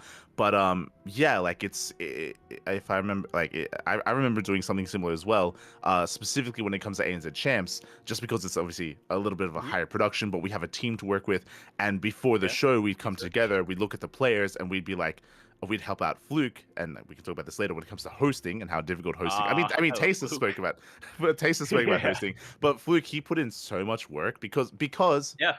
he's not endemic to StarCraft. Like, he doesn't Yeah. watch StarCraft, doesn't know StarCraft. He's a Dota caster. He's a Dota kind of personality, but he would put in the effort to like ask us like, okay, tell me about You Piglet, could tell me tell about that he Probe. was. You could tell that he was still curious and he was still very interested and not dismissive at all about anything. Yeah, but it's important for him to know about these players, to know Mhm. what to talk about when introducing them, when introducing the show, and kind of what angle to kind of go for as well. You know, like how Starduck, it's his first time competing. You know, he's very new to the scene. You have Oreo, who's like the prodigy. You know, And then Ryan you made the video introduce about to him. some of the Starduck memes. True. As well. You have Yeah. Piglet, who's like who's maybe like the next kind of like prophet of StarCraft, or like he's obviously Pig's younger brother, but like Piglet, remember, he was like a three-time ANZ champion. Like, that was for the first time. It wasn't Pro winning everything, it was Piglet instead. But like again, like kind of like constructing that narrative, or like getting ready for the show like that, it did remind me of that. And yeah, it's definitely a lot of work, and it's something that can be hard for us to incorporate just because we cast StarCraft on a daily basis. Like, this makes sense for like big events. This makes sense for like, your ANZ champs or like your GSLs or something. And I would love to try to do that a little bit better when it comes to our broadcasting. That's why my memory has like I have a library of like 1 or 2 talking points for each player. And I'd be like, does this make sense? Well, we'll see. If it doesn't make sense, Light will tell me it doesn't make sense. Speaking of Fluke, I just wanted to mention, because he tweeted recently that he's actually looking for gigs, he's looking for work. So if you are looking for a host that's Australia based, but I'm sure he can travel as well, then he is available. And I myself was also impressed with his work. Like, I obviously didn't see the behind the scenes as much as Light did, but like just seeing him on the screen, like, even though again he was from a completely different esports, like he actually had no idea what was going on. Like, he was actually very much involved, and like he did take notes, and like when he was talking to players, he knew what he was talking about. He knew like where in the bracket they were. He knew like what the storylines behind them were. Like, he actually used all of that, which is not always the case with hosts, especially hosts that are not as involved like in the scene. So I was actually really impressed with his work. That is true. Yeah. It reminds me of that drunk history video a while back that I don't think we really talked about, just because I don't think there was much for us to discuss about it, but it's that story that I think Funka was telling us back in 2017 IEM Katowice, working with camera managers who didn't know StarCraft at all, and the director just shouting out, "Who the fuck is TT?" TY, they meant. Let's go. And that's why there's like a slight delay before they pan into TY's face in that grand finals. There you go. Yeah, there are, obviously not to name any names, but there are a lot of like examples of like hosts at a DreamHack, at an IEM, like at a big event, that aren't necessarily endemic to the esports, and because that it sometimes can be a little bit awkward, or they can struggle to properly like portray certain players. 100% echoing what Kura said, Fluke is one of the best I've ever seen. Like, he's really, really solid, really charismatic, really passionate as well. I guess going back to Tasteless's interview, like he actually spoke about, because he did a little bit of hosting as well, and he even spoke himself about how difficult it is to host and how much easier it is to cast instead. Yeah, you don't have to be on a stage. You don't have to keep everything in mind. You have a little bit more of a buffer when you're a caster compared to when you're a host. Well, you have someone else with you, right? You have someone else with you. Yeah, exactly. That's your buffer. That's who sure. That's who you and Steel and Kuro and everybody I've ever co-casted with in the past are. You're my buffer. If anything happens, you're the ones who take the brunt first. There you go. But yeah, I know 100% I'm biased, but Fluke is up there in the S tier for me. It's Fluke and Smix up in that S tier. For sure. So yeah, it was again just really, really cool to hear. And Castle Park. Yeah, true. So yeah, it was really, really fun to hear about that, that narrative storytelling. I think specifically, like, he had tales to tell about how Artosis, like, how he was just hyping the hell out of Nesty and making all these jokes about he just him, kept escalating and getting bigger and bigger. Exactly. We're all living in the dream. Exactly. Of Nesty, and it's like, oh yeah, we can tell you've been up for like 17 hours at this point, Artosis. Yeah, but it worked, right? Like it hyped worked, him up yeah. in everyone's eyes, right? Like so many memes and videos were made about Nesty because of that. Like it's definitely had Yeah. a positive effect, you know. It here's a secret. You know, if you're ever worried about being cringe, just don't be. Just lean into it. True. Yeah. Just Embrace the lean into it. cringe. Embrace the Embrace it. cringe. That's what we do here on the CranKy Duckling podcast. That's literally what Line Kuro said to me when when they brought me on, when they said that I was gonna be on the podcast. There you go. They're embracing cringe. Oh no. But yeah. So once again, just really insightful. Again, a lot of the part 2 interview does delve into Wings of Liberty, delves into the early days of SC2 in Korea, even internationally with the MLGs as well, events that no longer are around. So it was really cool to hear from that perspective. He had some things to talk about, you know, In Control, about Total Biscuit, and yeah, it was overall a well done interview. Yeah. It's almost like the subject of the interview talks for a living. No, it's almost like it would have been still nice to have gotten maybe a part 2 with when it comes to some of the other people being interviewed. But sure, it's fine. Hi. Natural born yappers. True. There is one final thing that he did touch on that I did want to discuss a little bit here towards the end of the interview, coming into Heart of the Swarm. Again, a lot of these interviews, they kind of end at Heart of the Swarm. Zombie doesn't really delve too far or at all touch like Legacy. I think the most we got out of Legacy of the Void was like Maddox, where he spoke a little bit about Maddox like specifically came back into StarCraft during Legacy. Exactly. But when it comes to the other interviews, it's mainly Brood War, Wings of Liberty focused, a little bit of Heart of the Swarm. But Tasus. Yeah, no, I was just gonna say, particularly the Korean interviews. Like I know that Crank talked a little bit about Legacy of the Void and talked a little bit about like the Korean dominance kind of faltering and how it was something that, again, talking about hyping up storylines, something that the GL cellcasters love to hype up, especially in I think it was 2022 when there were no Korean players in the I don't remember if it was the semifinals or if it was just Rogue that was in the semifinals, but it was all non-Koreans, and so the GSL guys were like, all right, this is our opportunity. This is play the sad music, play the somber music, and start going. But it was like, yeah, but the players, the casters, like nobody actually really cared that much.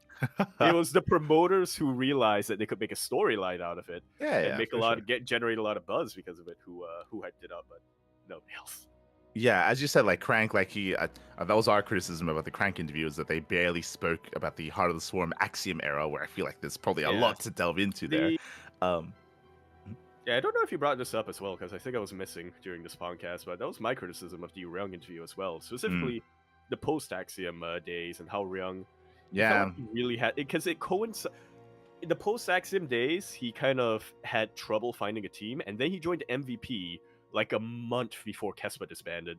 And then after that, he just kind of kept jumping teams because a lot of these team owners were just not reliable at all. Ryung would be like, hey, you said you would pay me a salary this much. It's been 2 months. Where's my salary? And then the radio silence, the team owner would just not say anything, and he wasn't able to get in contact with him at all. Yeah, that was something I was hoping that they would get into a little bit about how that specifically how much of a wasteland, I want to say, and how like how much of a den of scum and villainy the immediate post-Kespa era kind of was, and how difficult it was for all these Korean players until much, much later when foreign teams, and especially Chinese teams, decided we should pick up Korean players. Yeah. I mean, we're going over the same points here, but it's one of those things where there's still a lot to talk about when it comes to the most recent like 5 years of StarCraft. You know, it would be nice to get into it a little bit. Almost 10 years since the release of Legacy of the Void. I know that in a lot of history subreddits I follow, that's usually the rule. You can talk about something 10 years after it happened. God damn. In those subreddits, so it's been almost 10 years since Legacy release. So. Just saying. But the last thing that I wanted to touch on here that Tasus brought his perspective on was the WCS system and the region locking that was taking place. And I was just gonna say, I think he gave probably the mixed review, I think, of the region locking, because I think the phrase that he used specifically, I could be mixing it with Chobra, but I think the phrase specifically he used was, it was good when it came to achieving its goal, specifically when it came to kind of making, like, kind of elevating the players from non-Korean players, but especially players from EU and NA. But at the same time, it also came with its own strings attached that, on the balance, probably more negative, even though it did end up achieving its goal. Yeah. That was, I think, more of Chobra's sentiment, but Chobra, he did speak about it Okay. as well. That did occur. Yeah. These When Americans, man, they're all the same to me. that's true. Choba and Tasteless, uncanny, mate. They look the exact same. They do. They really do. They need to like put on They a hat sound or the exact something. same. They both have two partners. God damn it. Literally twins. But obviously, the region locking, or I say, they kind of come hand in hand. But the region locking and the WCS system did, of course, have many iterations. Did undergo a lot of scrutiny. It did change a lot over the years throughout. From End of Wings of Liberty into Heart of the Storm into Legacy, of course. Eventually, we landed on what we had. But there was definitely a lot of kind of like a lot of trial and error, when it comes to the system. You mentioned, I think something that they hammer home a little bit more in Chobra with Chobra's interview is that it's one of those things where in the end it ended up in a good place. You can definitely make the argument, or you probably could just say it, that it took a long time for it to get to that place, though, unfortunately. And because of that, it really benefited future esports more than StarCraft 2, where all these other esports like League of Legends, Dota, they all can just look at the history of StarCraft. The Overwatch League, I mean, it's not doing great, but it's not because of like region issues. It's more because of other issues. But where like all these I other remember when they can... first announced it back in 2016. I was like, this is what StarCraft should have done from the start. Yeah, exactly. And now, all these other esports can benefit from that and learn from those mistakes. So it's kind of that's the rough thing about kind of like being the first esport, right? Is that you're kind of like the guinea pig, right? Like you're kind of like, everything gets tested on you. Some things work, some things don't, and StarCraft can suffer as a result. The oldest child. True. The firstborn, 100%. You're not wrong, mate. You're not wrong. Oh, no. I can't relate. I'm the youngest. God damn it, yeah. God damn it. When it came to Tasteless's perspective here, it was an interesting one. I don't think I fully agree with it.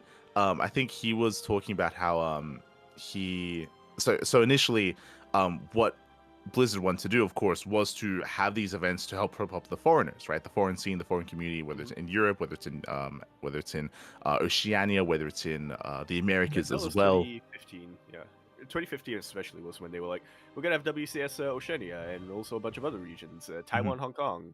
I think that was when they first introduced that. Yeah, exactly. Before that, it was just EU, NA, Korea. Yes, exactly.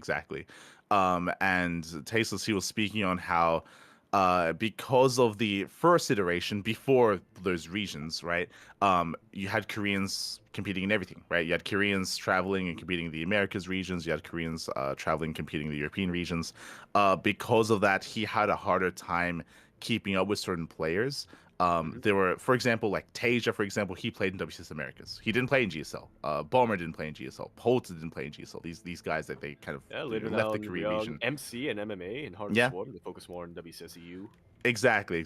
And Tasteless' perspective was that like his issue there was that whenever, because he focused on Korea, whenever he had to cast these players, he wouldn't know them. He had no idea.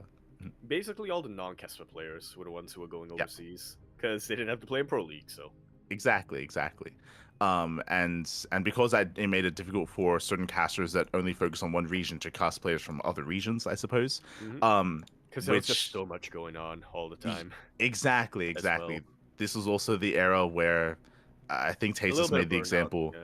Well, he made the example of there was a weekend where there was a GSL, there was a DreamHack, and I think there was like an IEM or like an Iron Squid all in the same weekend.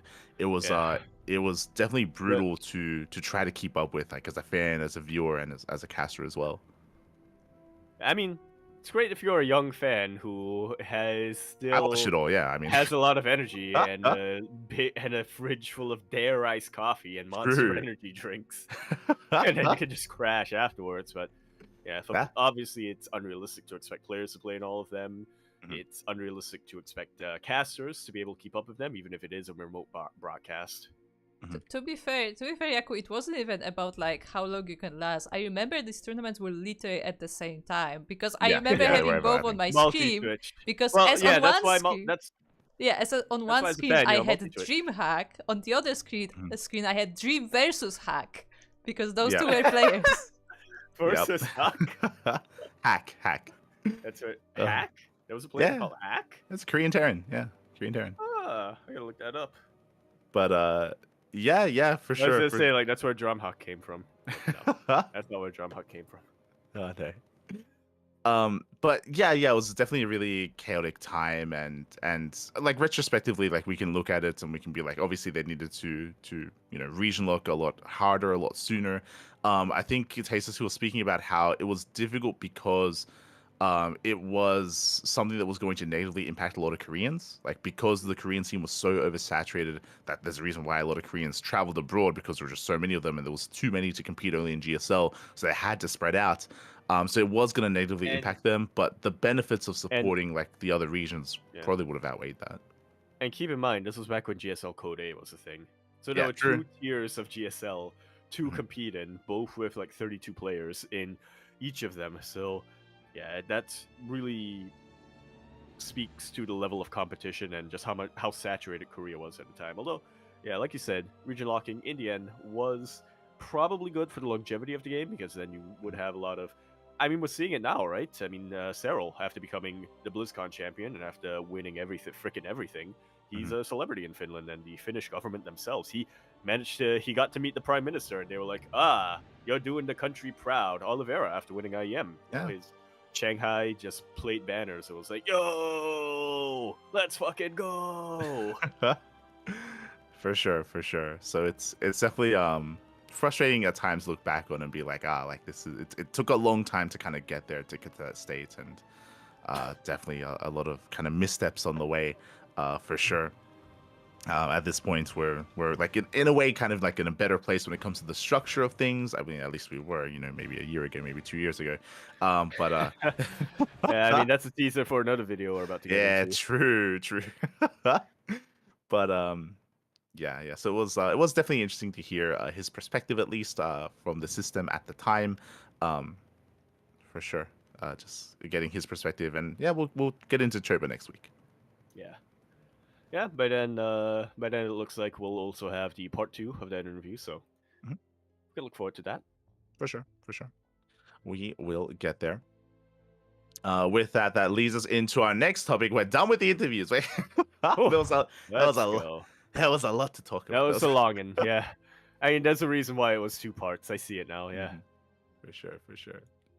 So that does wrap up our taste interviews. That leads us into, we kind of alluded to it, the current state of things, the current kind of era of StarCraft, as we are waiting for the Esports World Cup. That is Big Gabe here, Marine. He actually released a video yesterday, going over his thoughts, going over his kind of analysis, and coming into 2025. Yes, it's titled My Plans as a Pro Gamer in 2025, and I want to make this very clear just before we start discussing it. It is not a retirement video. He still plans to compete. He is still planning to, I mean, in his words, if there's things to play in, he's going to try his best, and he's going to try to do well, but he is going to be prioritizing other things in his life right now, and yeah, he does want to have fun and not be super stressed out with StarCraft as much, especially if there isn't going to be a big EWC announcement or anything like that. He's going to be focusing more on content creation, his studies, and other things that he didn't really want to allude to in that video. Yeah, exactly. And other first things matters. Yes. And first things first, the first thing he talks about is EWC. It was really interesting to hear that he apparently checks like the Esports World Cup site like almost on a daily basis. Yes, and there are timers when it comes to announcing games that have yet to be announced for the Esports World Cup. He had noticed a couple of different things when it comes to the to be determined games. Yeah, for quite a while, we only had, I think, 1 or 2 slots available, but now there are 5, I believe, if I remember correctly in that video. 6. There we go. 5, 6. Same. It's 5 because by the time this comes out, another one will be announced. Yeah. So it's 6 more. So a little bit of hopium in the tank. Yeah, well, specifically, you're correct. Initially, there was five, and I think yesterday they added one. So Okay. another one was added to kind of like the list of to be determined games. I- So definitely something hopeful there when it comes to potentially benefiting StarCraft being announced in the near future. I should just never correct myself. That's Because as it turns out, I was right. yeah, you're good. You're good. This is So confidence I need to bring to job interviews. Yeah. But like, thankfully, because again, Gabe has been checking it regularly, he noticed that, right? He noticed that an extra game was added. He also noticed that the timers were actually pushed back a week. All the announcements were about to be in a couple of days, and then it was pushed back 7 days instead. That does it bode well? Does it not? I mean, most likely, it's probably still a positive thing here, just because they're probably ironing things out, and because they added an extra game, now there's a higher chance that StarCraft is going to be involved. Is this confirmation? It isn't. It's still speculation, but there is still, hope, and there's still a chance that one of these games is going to be StarCraft. Yeah. And again, it's all speculation right now. Your guess as to what's going on behind the scenes is as good as anyone else's. Gabe didn't want to speculate too much into that in his video. Just, again, he doesn't know what's going on, so we want to get into it. For sure. The bulk of the video here, which I find very interesting, and again, it is definitely a little bit hard to hear, is that he speculated as to, okay, if there is going to be EWC this year, like, that's fine, but what does that mean for Kieran? What does it mean for the other top players in the StarCraft 2 esport? What does it mean for their potential earnings? What does it mean for how they can live and actually be a professional StarCraft 2 player, and actually afford to live as well? As the big news that we covered last week, is that there is no IM Katowice for SE2. Yes, Gabe was kind of giving a little bit of a breakdown of his earnings from last year, and mentioning that, okay, with 56,000 USD or something like that, that's totally fine. He can survive off that. That's, I think, that's pretty solid, right? That's pretty solid when you're living in Germany and you're a German citizen. But with no IM Katowice, with most likely less tournaments, lower prize pool, more top-heavy prize pools as well, because the EWC was very top-heavy, and I think he also mentioned that Masters Coliseum was very top-heavy. It doesn't really bode well for players who aren't Cyril or Hero or Maru or Clem or MaxPax, who are just winning, or at least making it to the finals of everything.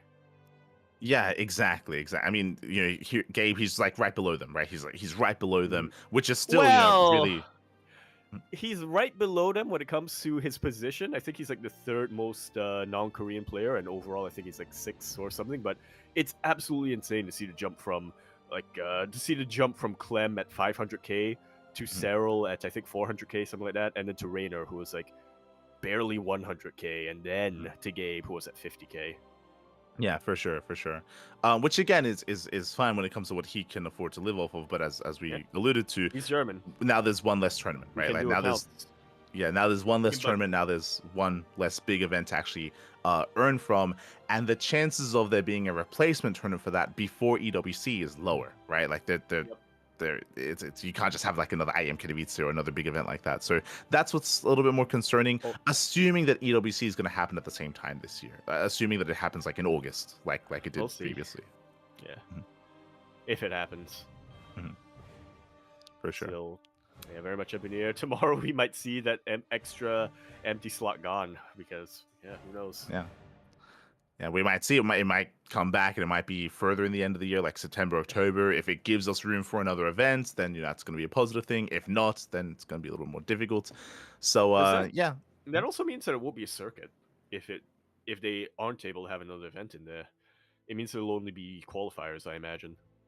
I would imagine there'd be still a dream they'll hack. probably invite Clem and Cyril just because they were the last year's finalists, but. I mean, there's still enough room for events leading up to it, but again, less events, right? True. Like most likely instead of 3, like 2 events, right? Which is going to be the issue. So yet to be determined. We'll see. Again, Gabe does go through it. Does go over at least from his perspective. So do recommend checking out his video. It's not a long one either. You can get through it. It's only 15 minutes long. I literally watched it just before we went live, so yeah, it's not very long, very easy to follow. Let me just say, I also appreciate that he is very transparent when it comes to his earnings as well here. Yeah. I think because Wikipedia is the earnings reports on Wikipedia sometimes can be a little bit. It's based on information that we know, but there's also probably information out there that we don't know, or there's probably currency rates that we don't account for or whatever. Yeah, mistakes can happen on Wikipedia, so yeah, it's nice that Gabe just went in and confirmed, yep, this is about correct. This is about what I earned last year. Yeah, there you go. So you can check that out.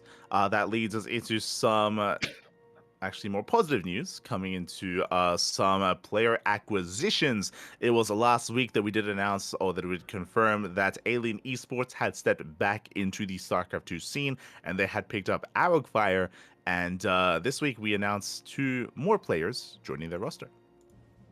Yes, indeed. The first one coming up here is Hydra. I was going to say another French player, but then I remember that that's a different flag. A little Dutch bit. Player. It's close enough. Colors, Yeah, it's fine. It's fine. Yeah. But yeah, Hydra, he does join Alien Esports alongside Power as well. So interesting. Alien Esports, they're not just supporting one player, they're actually acquiring a bit of a deeper roster here. I was not expecting that, yeah. Yeah, I wasn't expecting that either. Of course, Power, he was recently, we did recently feature him at the Figro Cup, of course. Has been a very active player and has been improving over the past year, definitely. I think what I appreciate out of these pickups here, first things first, what I noticed, all Protoss. Arcfire, Hydra, Power, all Protoss players, interesting. But also, like, a lot of them are still like up and coming. They're more of these players that are still rising through the ranks and not necessarily the biggest names, but they have a lot of potential as players. Yeah, especially like just looking at their ages. Arcfire is literally 17. Mm-hmm. So a lot of potential for them. Hopefully there is stuff that they can compete in. For sure. Definitely. Coming into our next acquisition, we have Milky Cow. Milky Cow, he is picked up by 3D Clan. Again, Milky Cow, we spoke about how he had basically sort of retired for most of 2024, but he came back in December, and Milky Cow, he's been on that grind, he's been playing a lot of tournaments, and has now joined a new team. Yeah. And again, I just want to point out for everyone, back in 2021, Milky Cow was saying, yeah, I'm a student right now, and so I compete. Actually, I was supposed to be doing my finals when I was competing in WCSEU, so I should probably get on that right now. Yeah. So it's a little bit funny. So yeah, it sounds like he's finished with that, and yeah, especially now that he is joining a team, it sounds like he is looking to commit a lot more full-time into StarCraft 2. For sure. So great to hear, and look forward to seeing more of the Cow coming into these tournaments. It's going to be beautiful. One of the most mad lad Terran players in the CIS region. He is a mad cow. Definitely takes after Spirit a lot, yeah. Oh, yeah. For sure. That leads us into some more news when it comes to Team Liquid. Team Liquid, they celebrate 25 years of being in esports, being as just an organization in general. Of course, Team Liquid, they have their roots in StarCraft 2. That's kind of where they started. And it's been 25 years. It's crazy. Team Liquid is as old as I am? There you go. They were birthed as you were birthed, mate. Oh my god. Crazy. The congestion. No, wait, no. Consumption. No, the what's it called? What's it called when the cells fuse in the in the womb? Not consumption. Conception. There we go. Conception. Yeah, there you go. Not congestion. No, that's something very different, Yaku. That's no. Like, yes, I remember when I was born. My mother was congested. Oh, no. I actually came out foot first. Fun fact. There you go. I thought I was going to choke to death. Oh, no. Thankfully, you didn't, Yaku. Thankfully. The doctor broke my leg, pulling me out. But yeah, we did have like a kind of like a big thread released here from Team Liquid going over their beginnings here. It was great to see them pay a lot of respect to StarCraft and their StarCraft players, their OG roster of Jinro, Huck, Hero, the Hero with a capital H, Tasia and many others. TLO of course as well.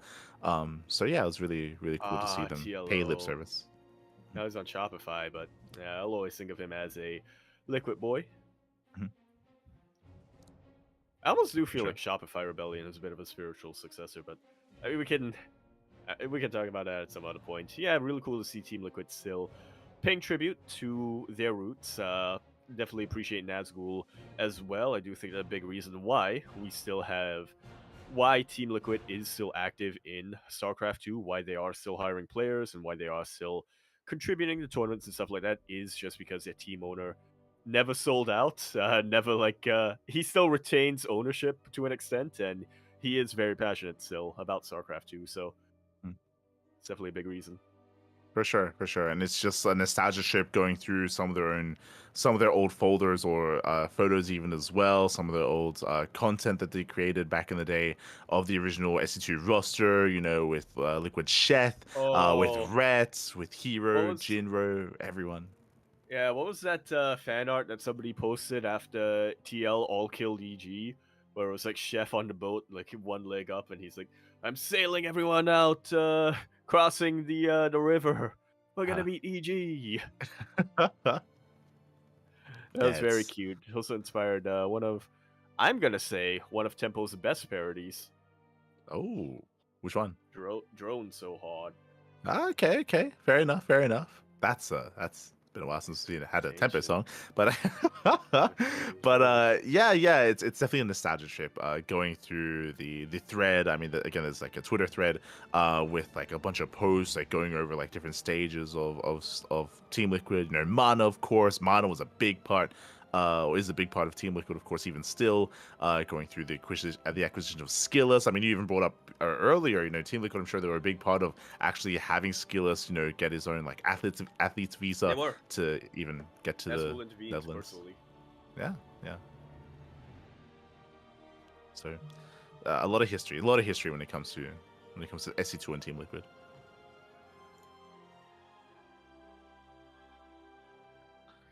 Yeah. And I'm sure we'll have Nazgul GLHF interview at some point in the future. that would be a treat, actually. That'd be a treat for sure. We'll keep an eye out for. You know what? I say he's super busy, but I thought Wolf would have been too busy, but he wasn't. So fingers crossed. He took a break from being, the ramen guy, and was able to grace us with an interview. Yeah. Took a break from his space station.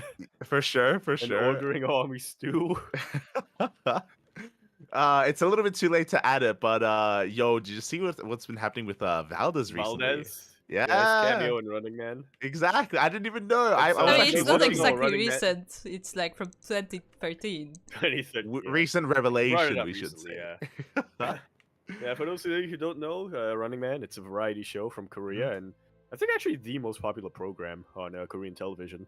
At least it was. I don't know if it's still. It's an old show. An old show at this point. It is. But yeah, I mean, I actually used to watch Running Man back in the day as well, like back in 2011, 2010, 2012. So crazy to hear that apparently Valdez, he was in there in an episode. Crazy. Yeah. Nobody knew who he was. It was great. He was a normal man. Exactly. Normal man. Let's go. So yeah, just great to catch up with some of the older casters from SC2. But speaking of older casters, and again, we spoke about Brutal earlier, we actually have a big update, a patch, if you will, for StarCraft Evolution. Yes, 1.1.2. I said it right. Yes, 1.1.2, bringing up a couple of updated models, which is definitely nice to see. But the big one, something that wasn't previously implemented, just because it didn't really exist in the StarCraft 2 engine, was something I found out the hard way when I played Brute War, is shooting from the low ground actually has shooting a ranged projectile from the low ground into the high ground actually has a chance of missing, which isn't the thing in StarCraft 2. They just didn't want to have that RNG in StarCraft 2, and so when SC Evo first came out, That was obviously, that's a difficult thing to change, but now finally it is being implemented. Yeah, very quickly here for those that are curious, StarCraft Evolution is a mod in StarCraft 2 which does incorporate the Brood War races up against the SE2 races. It isn't just a carbon copy, it is specifically balanced and adjusted to actually help it be competitive with the SE2 races as well. So there are very active and regular patches and updates to the maps and to the game itself to balance it, to provide a more competitive setting and competitive back and forth between Brood War and SE2. So yeah, it is really cool to see that they're very actively working on it. They're actively taking feedback, looking at the balance, adjusting changes. And as you mentioned, the change that you just brought up is huge, because that isn't necessarily just a balance. That's just a change to the game itself. Design, to incorporate that mischance is going to be huge. Yeah, I'm super curious as to how they balance it, because obviously for years, for over 10 years at this point, StarCraft 2 was balanced without anyone thinking about having a mischance in mind. So we'll see. That's why the beta is now out. Yeah, I mean, like this basically in SE2 already, like there is an advantage for having the high ground, for having choke points. Basically, this gives a massive defender's advantage, because now pushing up a ramp, pushing into bases, now your units are half as effective, right? Like you have a 53% chance to miss a shot. Yeah. It's possible that you don't miss at all, but it's also possible that you miss every shot. It's slightly higher than 50-50. For sure. Fun fact: this is also applicable to side blockers and basically like steam vents or shrubbery as well, the tall grass. So attacking into it also gives you a chance to miss, which I think is actually quite nice. I mean, it makes sense, right? It makes sense that as a unit is obscured, then you have a chance to miss. Yep. But yeah, this is going to be a big change to StarCraft Evolution, and it's definitely going to shake things up a lot. I can't believe that it took over 10 years. It took 15 years, but we finally have gravity in the game, implemented in the game. There you go, mate. There you go. But I just saw a meme just today, which was like how bullets travel in different games, and it's like Battlefield and Call of Duty, typical shooters, where it's like they shoot straight for a while and then they start to drop down. And it's like Counter-Strike, it like there's recoil, so it goes everywhere. XCOM, it will fire everywhere except for the target that you want to shoot. True. No Battleground, so it'll go whoop whoop loop de loop, but still hit your target. And then StarCraft, it's like just one bullet, and it shoots all the way up into low orbit. Oh yeah, one shot. Tears a hole through capital ships. I mean, at least in SC2, but now in StarCraft Evolution, maybe a little bit different here. So, I mean, I'll be honest. I feel like even that change on its own would have justified a full the patch. Like if a patch is announced and it's just that, but okay, like that's a big enough change. But no, we still have balance changes on top of that as well. Our bullying worked, and model updates. Yeah, true.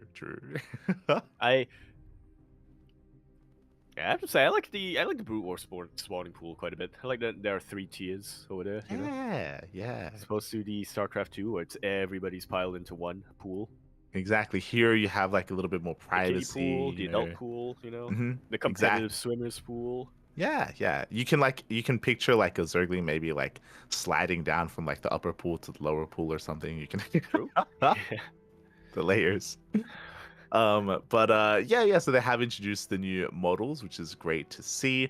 When it comes to the balance changes themselves, let us quickly go through them as well.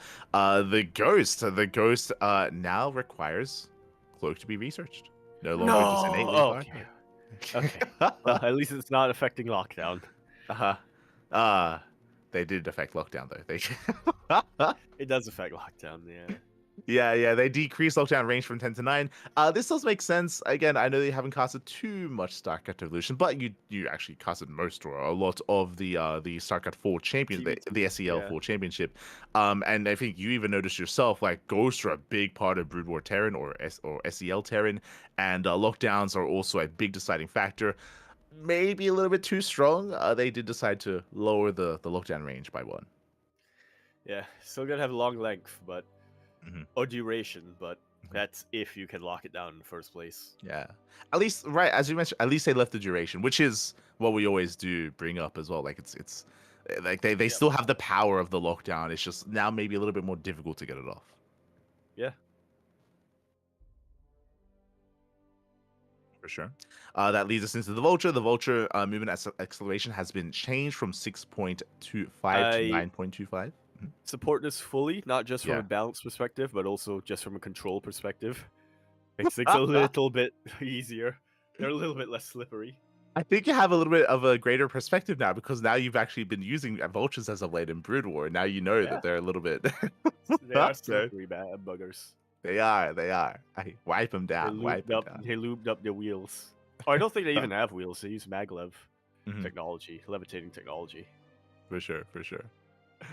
So friction. With that, a little bit of air friction. I don't know much about physics. It's fine. But yeah, the Vulture is now going to be a little bit more microable.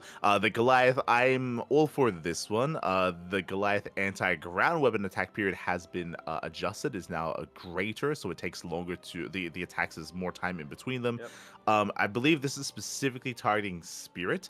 I don't know if you remember when we casted Spirit in SEL, he was playing mech, and at a certain point he was massing up pure Goliath. Yes. So the DPS is the same, but it's just it has a slower attack now. I guess its DPS output would be lowered because the attack rate is lower. Okay. So I guess it would affect its overall DPS, specifically for its ground attack, though. I support this 100% as well. I would rather have the attack of the Goliath slower than have it do less damage. Because I feel like, what's the point if you're making this big, brawny mech unit if it's gonna pew pew pew pew pew and do no damage? Cyclones. True. Now they're back to the old cyclone now, but they're not bad now. But they're not bad as support units now. They do quite a bit of damage as snipers now. So yeah, exactly, and so this change for the guy it doesn't make a lot of sense just because again I think this is specifically targeting matches that we saw in SEL where there were players who were just massing him. They were just massing Goliaths and overwhelming, and it's probably not the best idea for that kind of more specialized role that they're meant to fill. That leads us into the Wraith as well. Yeah, again, I'm not big on Brute War esports, but from what I remember, Goliaths are mostly used as an anti-air unit in Brute War. Yeah. They're like mini Thors. Yeah, makes sense. Thors, they also have a slow attack. They do. At least a slow ground attack. Meanwhile, the Wraith was adjusted as well, decreasing the cloak research times. Now it is a little bit faster to research. In general, this does kind of buff the Wraith a little bit. It looks like they want to incentivize more Wraith openers and Wraith play, which, it's probably a good thing. I would say that it is a little bit more underutilized. Yeah, Wraiths, I mean, they don't... I feel like, specifically it's the vanilla StarCraft 1 air units that don't see a lot of play outside of very niche roles. Like Scouts, they got good anti-air. They don't really do anything else. Similar, Wraiths is the opposite. They got good anti-ground. The anti-air could be better. For sure. And the final change for Terran is a really big, almost a revamp here of the battle cruiser. So big changes for the battle cruiser. I don't know if you want to take it, but the battle cruiser, the HP. I don't have the dock open. Oh, okay. I see. To me, so. I see. Oh, good, Pappy. Oh, hold on. I got you. You're playing blind, Pappy. Oh my god. What's going on for you? It's all good. Yeah. The battle cruiser here, the HP was increased quite heavily from 550 to 700, so increased HP, increased armor increased from 3 to 4. Movement speed was decreased. Supply was decreased, which means more BCs. They are going to be a little bit slower, but again, more armor, more HP, and likewise, damage output has been increased. At least all across the board when it comes to its auto attack. Yamato damage output was decreased to try to compensate for that, but the range was increased. So like that, it's just big changes here for the BC. Yeah, I feel like this is a straight up buff on the balance. Yeah. Oh yeah, and I think it's just because the Brutal BC is worse than You the don't SC2 teleport. BC. Like it's yeah, exactly right. There's no mobility, right? The mobility is lacking for the BC. So how do you make up for that, right? Do you increase its mobility or do you increase its Which is what survivability? SC2 did Mhm. in 2018. Which I feel like that's kind of the direction StarCraft 2 has kind of headed for quite a while, is making everything more mobile. Oh yeah, for sure. So in SC2, it's more mobile. Here in Brood War, we see that they're trying to make it tankier. It's going to be more tankier, more robust, more survivable as well when it comes to these big fights. And again, also giving it a little more power as well. So yeah, an interesting kind of like big revamp here on the BC. Yeah. And let's also turn changes. We also have Sides Vessel. Irradiate no longer does immediate damage. It will do it over time, but that's not really a big deal. Oh yeah, good cat. I missed it. Yeah, yeah. There's a change to the science vessel as well. As you mentioned, I mean, this like irradiate is huge. Like, mate, whenever an irradiate goes off, it just crushes, like especially like bio or I should say, Zerg compositions real fast, real quick. So yeah, now they've at least it still has a lot of power, but no more like instant initial damage. This gives the Zerg player specifically a bit more time to retreat. Mhm. After getting irradiated, split up your units a little bit. Yeah. So they have more counterplay. Likewise, this is also applicable to TVT, right? It radiates on like bio armies. So a bio army has more chances and more time to split to avoid that damage as well. So overall, definitely good things. Yep. Now we move on to the Zerg changes. Yeah, we do move on to the Zerg changes here, as it looks like the attack period was increased for the Zergling, which will decrease its DPS. I mean, we have noticed that the Zergling for Brood War is quite a little bit more It hits impactful harder, here. yeah. I mean, they have heads to punch. They like, do. SC2 Lings, they're just slamming their face into their enemies. Zerglings War Lings, they have hands. They can punch. They have opposable thumbs, you know, like they're They can use keys. They can make tools. They can open doors. They can climb. Clever girl. There you go. So they have been adjusting the Zergling. They have been adjusting the Zergling. The attack speed the attack speed was increased when it comes to the upgrade of Adrenal. So now the Hive upgrade is going to hit a little bit harder when we do get to that stage. Likewise, the Ultralisk, interesting, has also been adjusted here. They made it a little bit bigger. Yeah, a little bit bigger, but also a little bit cheaper. And it has push priority, so I assume that's similar to in StarCraft 2, where units behind an Ultra can rush forward, push it out of the way. A Ling can yank the Ultra or shove the Ultra and say, "Get back! I demand to be in the front." Okay. So basically, they're taking notes or they're taking cues from SC2, where it's like, oh, you know, they've created this feature for the SC2 Ultra. Let's do it for our own Ultra as well. Yeah, may as well. It's a nice quality of life change. Yeah, coming into the Queen, which is one of the big spellcasters for the Brood War Zerg. Ensnare now requires research. I do think this is probably a good thing. Like, the Queen is really strong. So now it's going to slow down the Ensnare timings, as now it has to be researched. They have reworked the Infest Command Center. I'll be honest, I've never seen Infest Command Center at all. I forgot that Infested Terran and Infested Command Centers existed until I played the Brood War campaign. True. They give you that. Yeah, they just give you that especially in one of the missions. Raynor mission.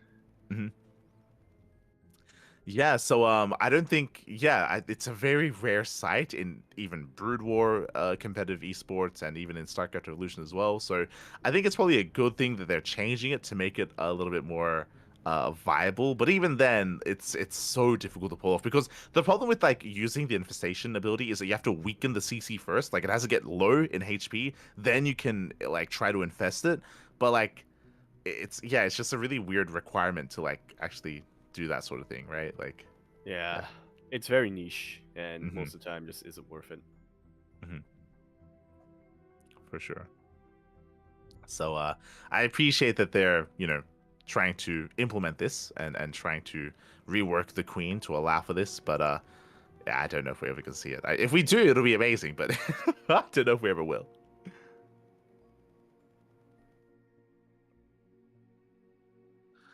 Meanwhile, the Devourer was changed, just decreasing its HP, making it a little bit more vulnerable. Which I haven't seen too much Devourer play, but I'd like to trust like their initiative to adjust the Devourer and weaken it a little bit here, at least HP wise. And that leads us into the Protoss changes.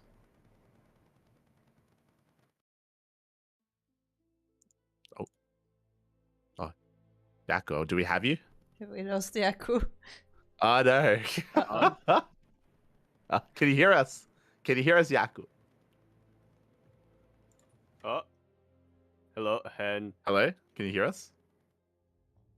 yeah. Okay. What? Back. Oh good. Oh, good.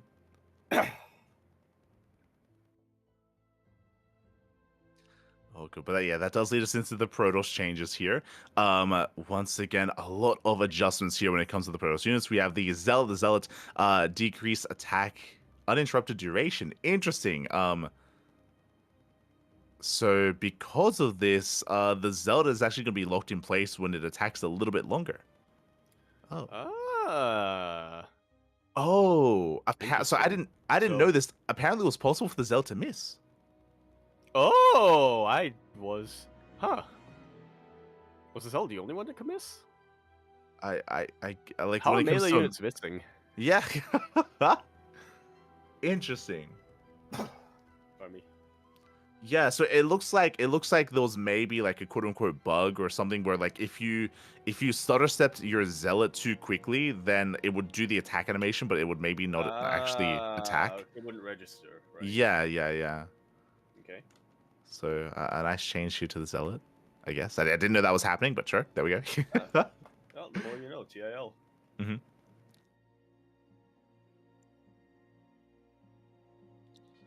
There we go. Meanwhile, we do have a change to the Dragoon. Dragoon increase HP by 10, so it's going to be a little bit tankier, at least when it comes to HP. To compensate that, the Plasma shields were reduced by 10, so just kind of a back and forth change there. The more interesting change is that Singularity Charge research time was decreased. So this is going to be overall a buff to Dragoons. I do think this is probably necessary. I think this is specifically targeting PvP, like Dragoon versus Stalker, Right. just allowing Dragoons to be like a little bit more competitive earlier. Yeah, like yeah. You can actually micro them a bit. For sure. And do well with them. Yeah, they get into range that much sooner. Meanwhile, when it comes to big changes, again, it's just been small changes from here. The Reaver, we actually have quite a lot being adjusted here when it comes to the Reaver. Yeah, more health, fewer shields, but also they kind of reworked the attack damage, so same overall DPS by the looks of things, but it's going to be more effective specifically versus Protoss units. Yeah, and we kind of spoke about this previously about how The Disruptor. Yeah, with PvP, like it does feel like they're trying to rework PvP, and Brutal Protoss is a little bit weaker, so they're trying to assist it in that kind of situation. So that has been changed. Decreased Scarab movement speed. Interesting as well. You can actually split now.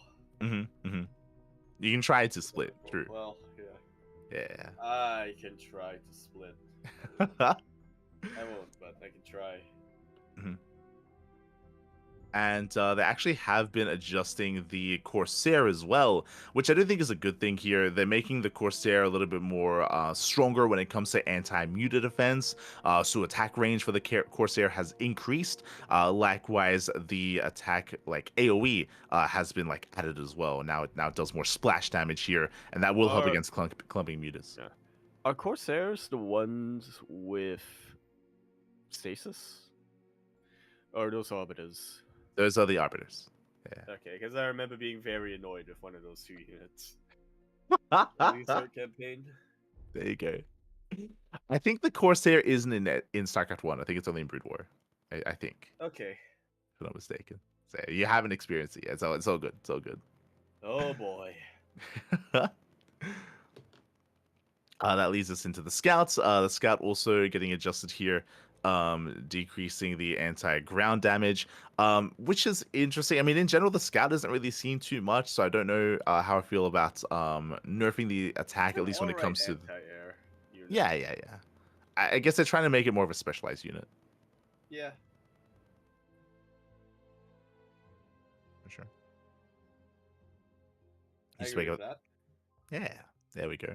And then the final change, you spoke about the Arbiter itself, a decreased stasis field duration. So they nerfed the stasis fields back just for you. They were watching your stream. Thank you, Avex. Ah, no. But just let me escape. If I won't dance, I won't attack. Just let me escape. Oh no. But decreased stasis field duration and decreased stasis field range as well for the Arbiter. So just a couple of changes coming in here, taking away some of that power. And yeah, in general, it's just really cool to hear that they are actively working on StarCraft Evolution, actively working on the balance, and of course still running events as well. The next StarCraft Evolution tournament is going to be later on this week, so look forward to it. Look forward to it with these new changes. Yeah, I was gonna say next month, which is technically true, but we're at the end of January. I have one more note. Together with all of these like balance changes to SC Evo, there's also a beta version of unranked ladder for SC Evo. Mm-hmm. And I have seen some animations of like the UI. They went with kind of the Brood War style UI, with the races on the screen and stuff. So that is coming soon as well. The APM counter, yeah. There we go. So yeah, it's really cool to see that now there's a ladder. They're still working on it. It's like an unofficial ladder that they're working on, but it does work. I think I saw some people streaming it earlier today. So yeah, it's really cool to see that they're making it a little bit more accessible, a little bit easier. Because up until now, the only way to play StarCraft Evolution is to find customs, right? Is to message players and to try to create custom lobbies. Yeah, through Discord, through the arcade chat. Every day. And have him ignore you every day. Yeah, that's not just for StarCraft Evolution, but so it is really cool to see that they have been able to at least create their own ladder to help with that. Yeah. So yeah, obviously this is a very, very, very early version, so don't expect it to work too great, but like you said, it's a work in progress, and if there's anything, you come up with any issues, do report them so they can be fixed. There you go. Do report them. And the final kind of topic here when it comes to the news of SC2 is there's been a little bit of discussion here. I don't know if you've heard of it, Yaku.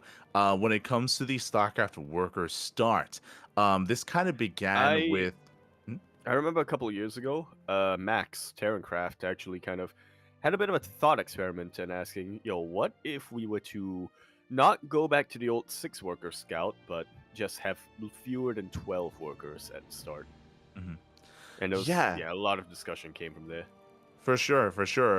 I'm not too sure what it was, but I think it was 9 was what he said was ideal. Mm-hmm. What he decided was ideal. In recent times, the discussion popped back up again. We had, I think, Pig, he did host a show match between Hero and Dark, having them start with around 8 workers. With 8 workers, they did begin, just to kind of test out what it would do to the game. I think Pig, he kind of admitted himself that it was really fun games, but both Hero and Dark, because of their history in StarCraft, they were just conditioned to probe and drone anyway, so they didn't really make use of the earlier worker start. They just played it was a fun series, but it was just Dark versus Hero. It wasn't anything too special, and there wasn't anything too unique that was actually created because Not particularly Juanito, yeah, exactly, nothing too special there. Afterwards, Pig, he actually did it again. But this time he actually incorporated something that Day 9 had suggested, where Day 9, he posed the idea, what if there was some added extra RNG here? What if we've spoken before about maps with multiple spawn locations, right? They were removed from the game. It'd be interesting if we brought them back, having a little bit of RNG when it comes to spawn locations. Yep. What if on top of that No, I was gonna say, or there was a compromise suggested a while ago that was reveal on the mini map where your opponent's spawn is, but only for the first 5 seconds of the game or something like that. Yeah, something like that. Another thing here that Day9 suggested was, okay, what if the worker count was randomized? What if, loading into the game, you'd be notified how many workers you start with, how many resources you start with as well, and there's like kind of variables, right? Like you Mm-hmm. can start with 6, 8, 10, 12, like you can start, and you have as a player time to adjust accordingly and react and try to like on the fly kind of adjust what kind of build you're going to go for, how you're going to approach the map, how you're going to approach the game, and have that be like another factor in like pro StarCraft play. Yeah, a lot of improv is what's speculated to happen after this. Mm-hmm. Yeah, and it's really interesting. It's a really interesting idea. I kind of like it. I kind of like the idea that, especially because right now, currently in StarCraft, I know you've been casting a little bit less lately, but right now, Yeah. like maps are they're very Safe. influential and really, really Oh, impactful true. Yeah. when it comes to like how players play. Like they're on large maps, okay, we just cut corners, we play macro, like it's like Radisson Yep. Station, right? Where you just hyper greed. Brad Small House. maps you cheese, right? Small maps you cheese, you all in. And that's it's very like cut and dry with how you approach And it. it's not just the pros. Ladder, that happens a lot nowadays as well. Mm-hmm. It's not so much a case where I feel like I'm one of the few players who is like, I have one build per matchup and that's all I do. Uh-huh. I feel like my ladder opponents have gotten a lot more versatile than me over time. Yeah, and the maps are really impactful when it comes to like how players play and how they approach the game. Um, Varying the worker counts that would actually vary that up. It would mean that like, oh, okay, hey, we're on a smaller map, but we're on a larger map, but I start with less workers. Like, do I want to cheese? Do I want to take advantage of that? Do I want to be more aggressive early on? I'm on a smaller map, but I have more workers. Like, okay, and I'm incentivized to maybe be a little bit more economic. I know it just adds something more here to the decision making early on, and I think that's really what they're trying to focus on is the early game. Right now, the early game is a lot more stale. Not for every matchup. There are Yeah. obviously variables, and there's PvP, obviously yeah. like there's definitely like cases Which where people can thankfully is cheese. the only matchup nowadays, so. True. But like, so there are definitely cases there, but like outside of that, like the early game is typically really passive and really stale, and there's not really much going on there. Yeah. I mean, like you mentioned, with your example of Dark and Hero, they are honed or they are trained over multiple years to just drone and Mhm. probe in the early game and sometimes go for a proxy, but Mhm. if they're not, I feel like they only do that once they're 100% confident in what they're doing. For sure, and that's kind of the trajectory here of StarCraft 2 is kind of rushing into the mid game for a lot of players, and there could be like all ins in the mid game and aggression in the mid game, but like the early game is like just again a lot more stale, a lot more cut and dry. And this is Pig and other community members trying to take the initiative to maybe have a unique way to approach that and a unique way to change that without necessarily like changing balance or changing maps too much. And I think it's really creative. I think it's a really creative idea of having RNG when it comes to worker counts. It's definitely something that I wouldn't necessarily have thought of.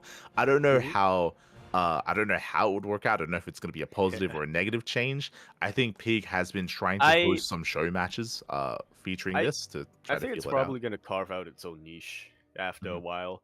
That's what we saw happen with SC Evo. That's what we saw happen with a lot of the other mods Mhm. that have come out recently.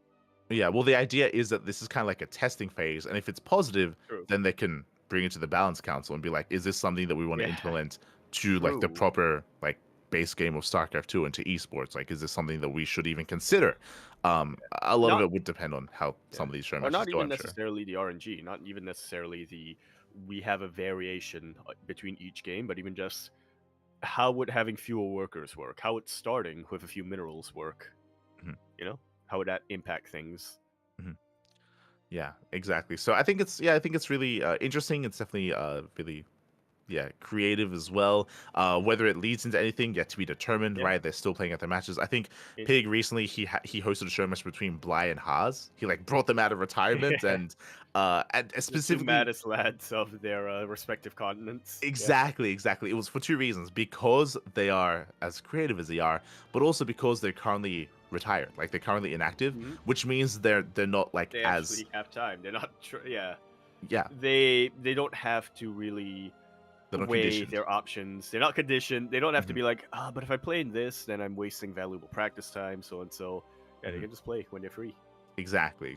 So, I think it's a good way to approach that. Yeah. Whether or not it comes to anything, hard to say, but it's just really interesting to think about, at least to discuss. Yeah.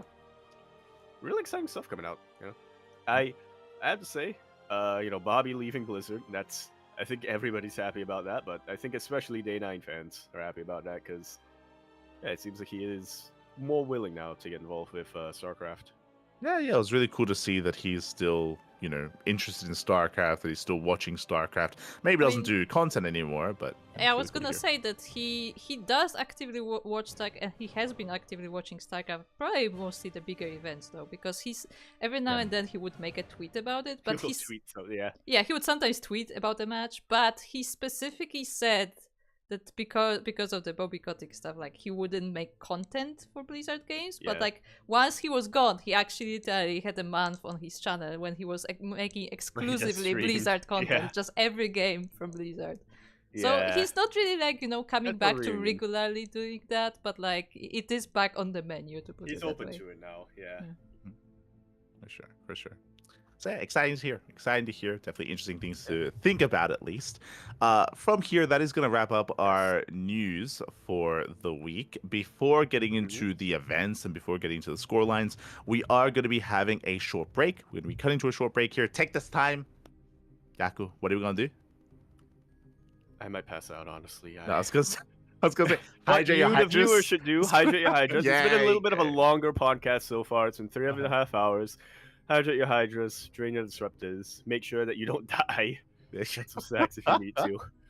Oh, yeah. If you need do to, as I say, not what I do. Yeah, if you need to, massage your marines and also marinate your marauders. There you go. Yeah. And there you go. And we'll see you guys after the break. Yes, we'll see you then.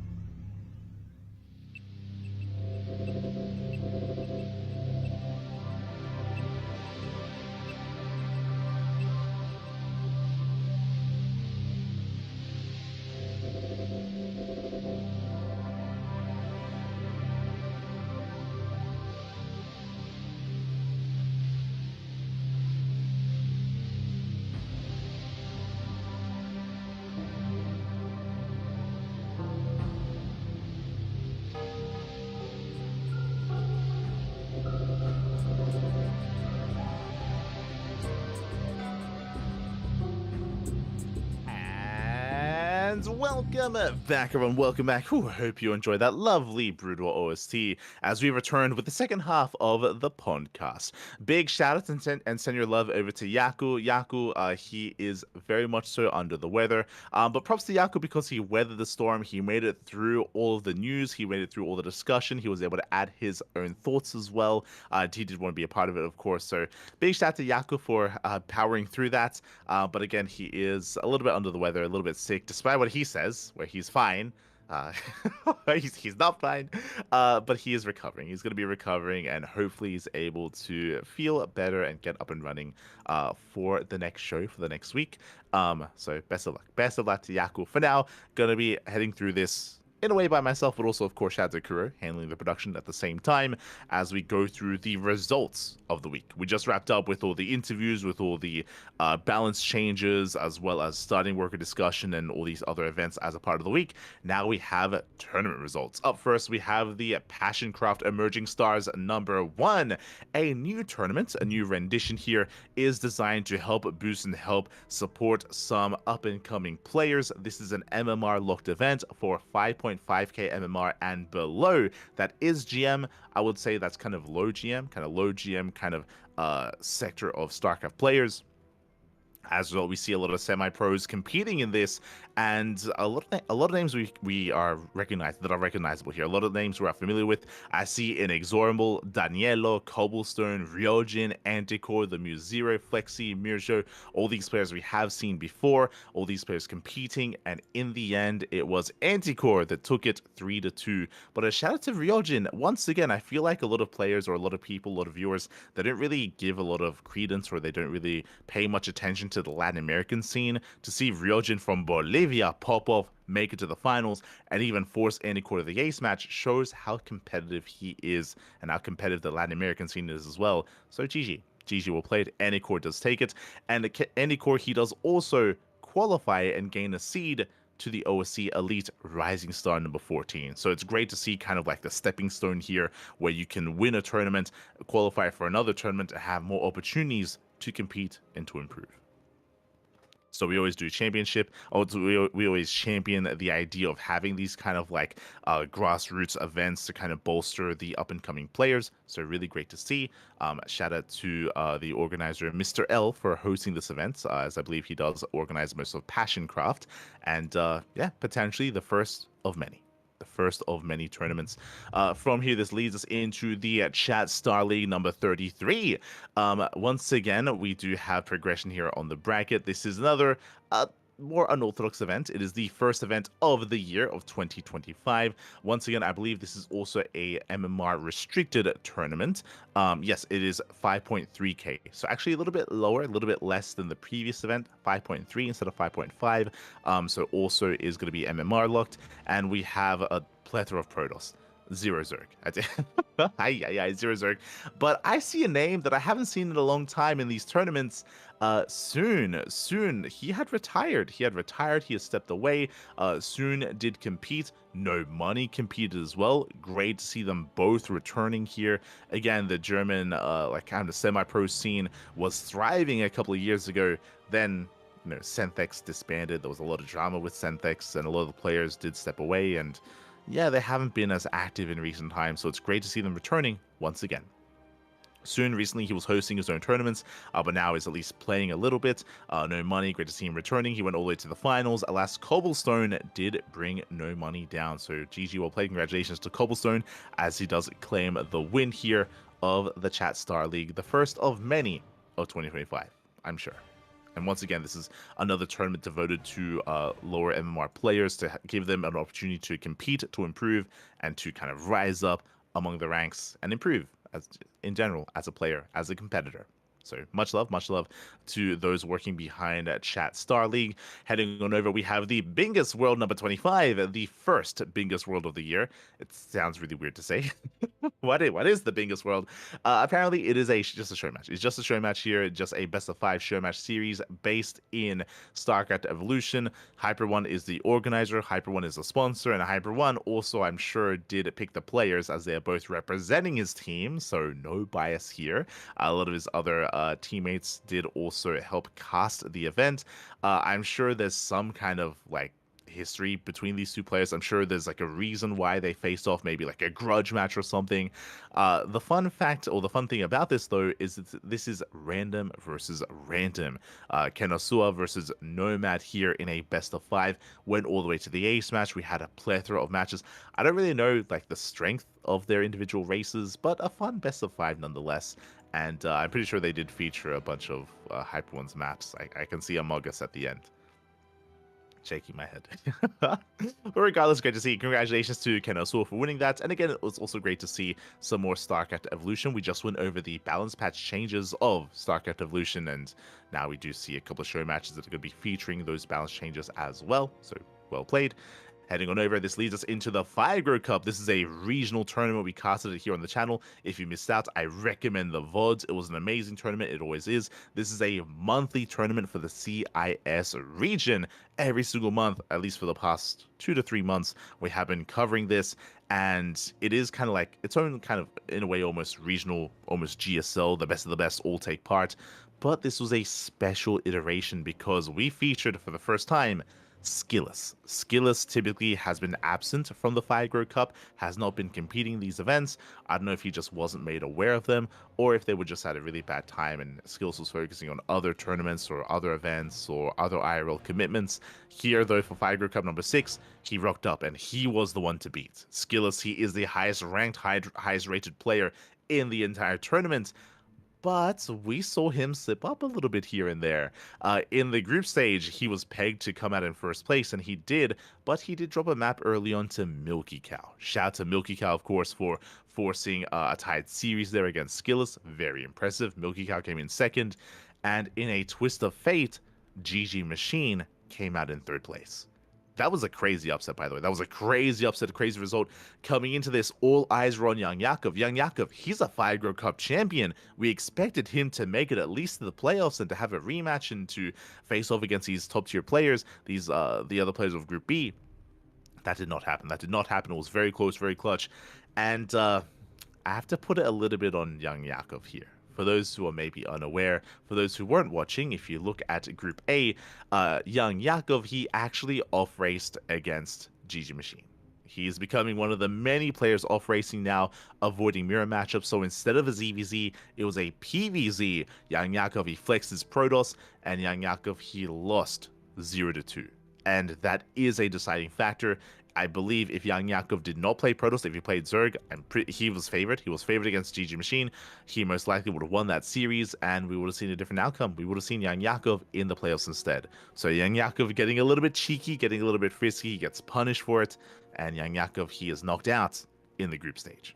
Hopping over to the Group B, something a little bit more standard. Wayne, he was pegged to come out in first place. He did, but it was actually very close for second, third, and fourth, as we had Strange, Shameless, and Nickrat neck and neck for a lot of the group. It came down to the wire. In the end, Strange and Shameless, they went 7-3. Nickrat, he barely didn't quite make the cutoff. He barely didn't make it into the top 3, and Nickrat, he got knocked out of the group stage. Instead, we had Wayne and 2 Protoss players in Strange and Shameless. Whew, here we go. That led us into the playoffs, of course.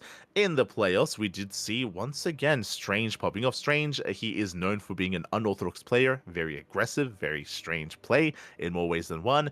And just like Milky Cow, who's also an aggressive player, did take a map off of Skillous. So once again, we saw Skillous bleed a little bit here against a Terran and Protoss player. But in the final, Skillous, he looked dominant. He got a 4-0 over Wayne. Very strong result here against Skillous. We spoke about this coming into most recent months of StarCraft. But Skillous, for a really long time, his PvZ was his weakest matchup. Straight up, it was his weakest matchup. It is where he struggled in the most.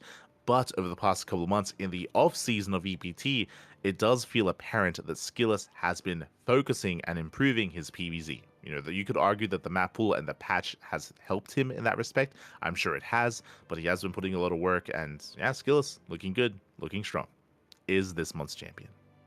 GG well played. Skillous is going to be this month's champion. Wayne, he was able to bring down Shameless. They had it also a very clutch, very close series. Do recommend the VODs. A lot of really fun matches here. And again, all this is going to be available on YouTube and on Twitch.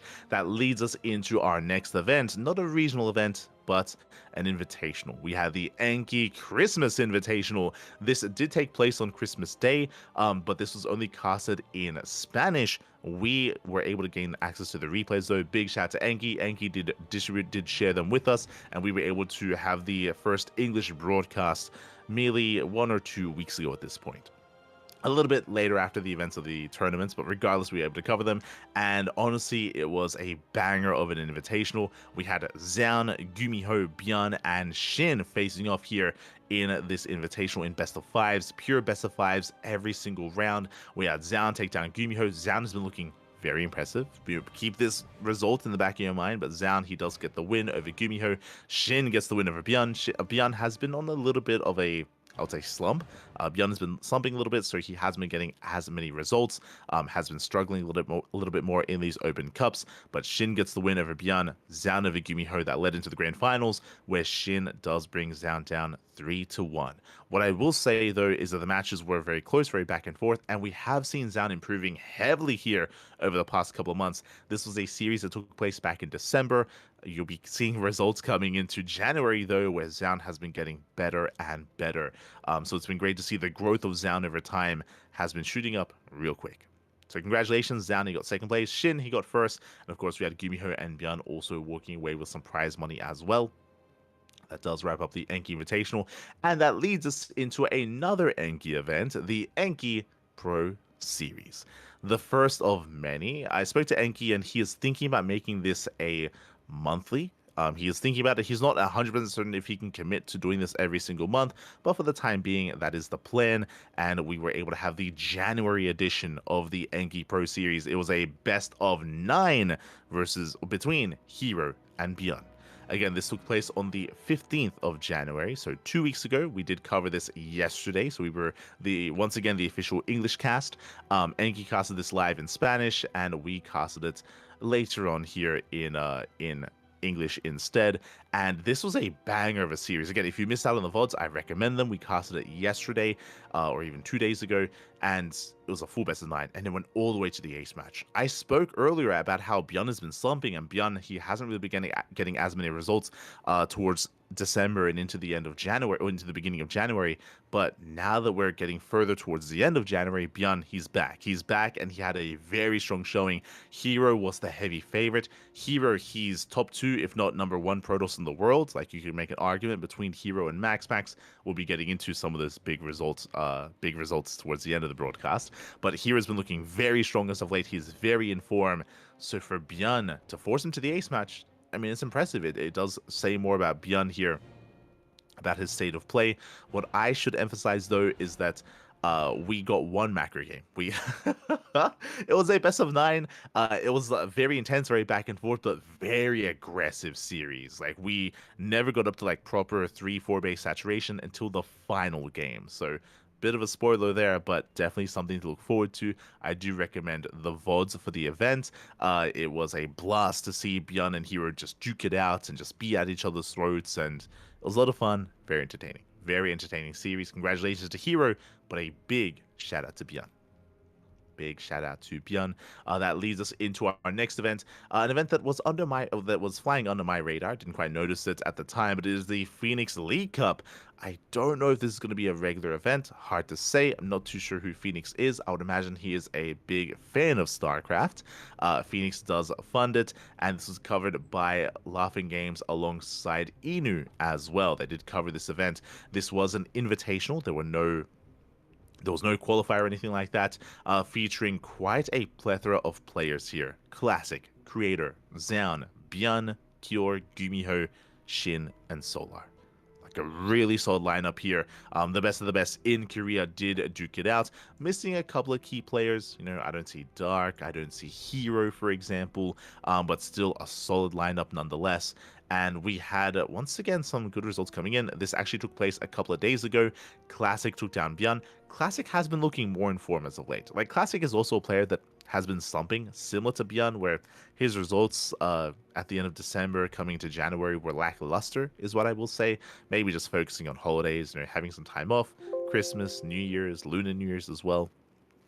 I'm sure Classic was just taking some time to himself. But here, he had a really strong showing. He took down Byun, took down Cure. Cure was able to 2-0 Solar. Classic and Cure went all the way to the ace match. Classic made it to the grand finals. Creator taking down Gumiho. Gumiho is another player that's been struggling. We saw Gumiho earlier go down to Zaun. Here, Gumiho goes down to Creator. Gumiho, he's been having a hard time.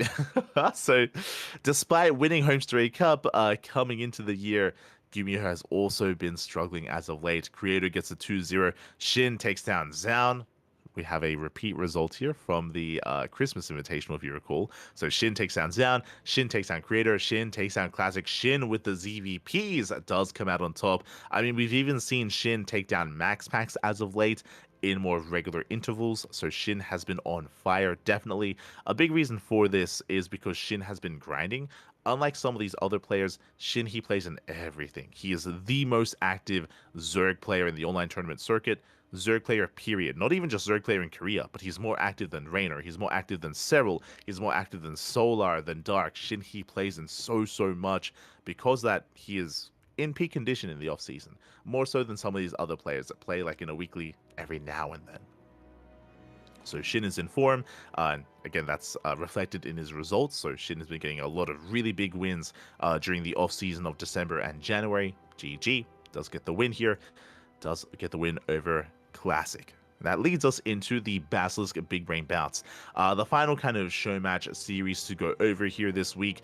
It was a really interesting one. I wish I had Yaku here to go over this because there's so much story and so much to dig into when it comes to these matchups. I love to see it here. We had 4 show matches in total. The first one, a rematch between Clem and Trigger. We actually have seen Trigger bring down Clem in recent times, so this was a rematch. Not the series result that I wanted. It does end 3-0 in favor of Clem. Clem, he looks dominant here against Trigger. This was a couple of days ago, so Clem gets the win. We had Babe Marine versus Dolan, near and dear to our heart. We had the TVT Dolan. He's one of our boys. He's an ex-CranKy Duckling, but Babe Marine, he does take the win there, looking a lot more solid against Dolan. And then we had the Mexican showdown. Oh, we had a LATAM versus LATAM, Mexico versus Mexico, Cham versus Euthermal. For those that are unaware, there are some people that maybe haven't heard or don't know, but Euthermal, he's been living in Mexico for quite some time. He's been living in Mexico for almost a year at this point, maybe even more than that. I know he traveled before last year. He traveled back and forth to stay with his partner. Of course, his partner does reside in Mexico, and now he lives there. So yeah, we have some Mexican on Mexican action here with Euthermal and Cham, and it goes all the way to the ace match. I wouldn't have had it any other way, but finally someone brings down Cham. As Cham has been on a tear in a lot of these online show matches. He's been winning series after series in the Big Brain Bouts. It took another Mexican to bring him down. Congratulations to Euthermal. We have adopted him. We have adopted him as one of our own. Does get the win. GG, well played. And that leads us into the main event, and this is a rematch. For those that remember, it is an event that we casted. It was the OC Challenger Bracket. I think it was Challenger Bracket B, if I remember correctly. It was a best of 5 qualifying match. Jumi took down a laser 3-2. It was a big win. A laser is one of the best Zerg players in Europe. He's top 3, arguably he's top 4, top 3. I would say that currently he is maybe in better form than Lambo. So a laser, he's one of the best Zerg players in Europe. So it was a big result and a big upset when Jumi defeated him the first time at the start of the month, at the start of the year. It was crazy when Jumi took down Laser. We were fortunate enough to cast that series. I do recommend the VODs. It is on YouTube. It's also on Twitch as well. Jumi had a crazy showing, and history repeats itself once again. Takes down the Laser. This time 3-1. This time a much more dominant showing by Jumi. There's something about Jumi here. I mean, again, Jumi, he has been on the rise. He's been playing a lot more. That's been showing in the results as well. He's been grinding, playing in all these open cups, playing in KSL, going full degen, staying up until 4, 5, 6 a.m. in the morning to play in tournaments. And it shows like that mindset and that grind from Jumi is now, being replicated here, with now being shown off in these results by taking down a player like a Laser. I think before this month, I think a lot of people look at this matchup and they think it would be more one-sided. They would favor a Laser 100%, but now Jumi, he's kind of clawing his way up the ranks of European Protoss. For a long time, the hierarchy of Protoss was MaxPack, Showtime, Skillus, and then you have like Cristiano and Geralt just behind them. I want to say that Jumi, he's threatening Cristiano and Geralt. Like he's threatening like the top 5 Protoss hierarchy, and he's actually getting up there. It's crazy. It is crazy. So GG, well played. Jumi does get the win, and that wraps up our show matches for the week. And now we can embrace some more OSC events. Here we go. This leads us into the OSC Weekly number 198. This was broadcasted by... actually, I don't think this was necessarily broadcasted. But again, a lot of matches did occur here, did go on. We had a starting player in Jumi. Oh my god, Jumi did kick things off with a win streak himself. Shout out to Miyamaika. It's always a treat. Miyamaika, he rarely competes nowadays, but every now and then he shows up for an OC King of the Hill. So much love to Miyamaika. Jumi took down Demi, Percival, and Mio. Big wins. Then Jumi falls to Cham. I'm telling you, Cham, he is a beast. He is a sniper. And Cham, he takes down some of the best Protoss players in Europe. I was just praising Jumi about threatening that top 5 Protoss in Europe. Jumi falls to Cham. Geralt falls to Cham as well, who I would say is comparable in skill. And then Cham, he gets taken out by Nightmare. Nightmare is one of those heavy hitters. Great to see Nightmare once again. Nightmare has been less active, straight up. Nightmare, specifically in January, he's been less active. It's been a little bit worrisome. Like, as a fan of Nightmare, like I was a little bit concerned that maybe he was going to be stepping away, but maybe he was just taking a break because of the holidays. Nightmare, he's back, takes down Cham, takes down Night Phoenix. But the tournament the caster himself, I didn't get to praise MinoVK earlier. MinoVK, he's the organizer and main caster for the Firegrow Cup. We just spoke about it. And MinoVK was the one to take down Nightmare. That is a crazy win. That's a crazy result. It's short-lived. He gets knocked out by UD Soldier, but I guarantee you that all these players are thankful for MinoVK. They're like, mate, thank God. They're like, thank God you brought down that. We couldn't do it, Pappy. Oh my God. So big win for Mindle. Short-lived, but a big win nonetheless. Much praise here to MinoVK. I imagine he cheesed the hell out of Nightmare, or maybe he defended a cheese. It's possible. It's hard to say either or. UD Soldier takes down MinoVK. Skillus takes down the UD Soldier, and Skillus goes on a win streak himself. Takes down Shameless, takes down Anticore, and Nickrat with the upset. Now, we're going to be getting into it later on, but Nickrat specifically, he is a TVP sniper. This is his best matchup, and this is not his biggest result of the week. It's big. He takes down Skillus. That's a big win for Nickrat. I'm telling you, we're going to see more from him. Like, Nickrat, he is crazy, and if you know, you know. We'll get there. We'll get there down the line. Cristiano takes down Nickrat, and Cristiano takes down Iba to be the final King of the Hill. GG. GG, well played. Cristiano does take him down. And with that, that leads us into our next event. That leads us into the OSC Season 12 Championship. It is a big event. This is kind of like I would say the biggest online event currently ongoing. We already wrapped up Master Coliseum. We wrapped up Little League Cup as well. It's all about OSC Season 12 Championship, and it's slow progression when it comes to the brackets. We last time wrapped up with the upper round 2, and we do have the round 3 matches coming up ahead of us. Hero is going to be facing off against Skillus in a PvP, Max versus Cure, Geralt versus Cristiano, and Shin versus Clem. Really nice matchups here. We have seen Shin take down Clem before. That has occurred in the past. We'll see if he does it again. Likewise, and also, I don't know if that's a mistake, but it does say Shin is Protoss on that bracket. I'd be shocked if he off-raced against Clem, but I mean, we'll see. We'll get production to confirm or deny. How did that happen? Okay, in my defense, I was doing this bracket at 1 a.m. Okay. And I had to remake it like 3 times, so maybe it just slipped by. Okay. Okay, now I'm upset. I have to fix that. Little bit of a bug there. So Shin, he's playing Zerg. So again, Shin versus Clem is going to be a banger. They go back and forth. We spoke earlier about how Shin has been in form. We've seen Shin take down Clem and Max Packs on a semi-regular basis. The reason for that is because Shin has been playing in everything, so that could go either way.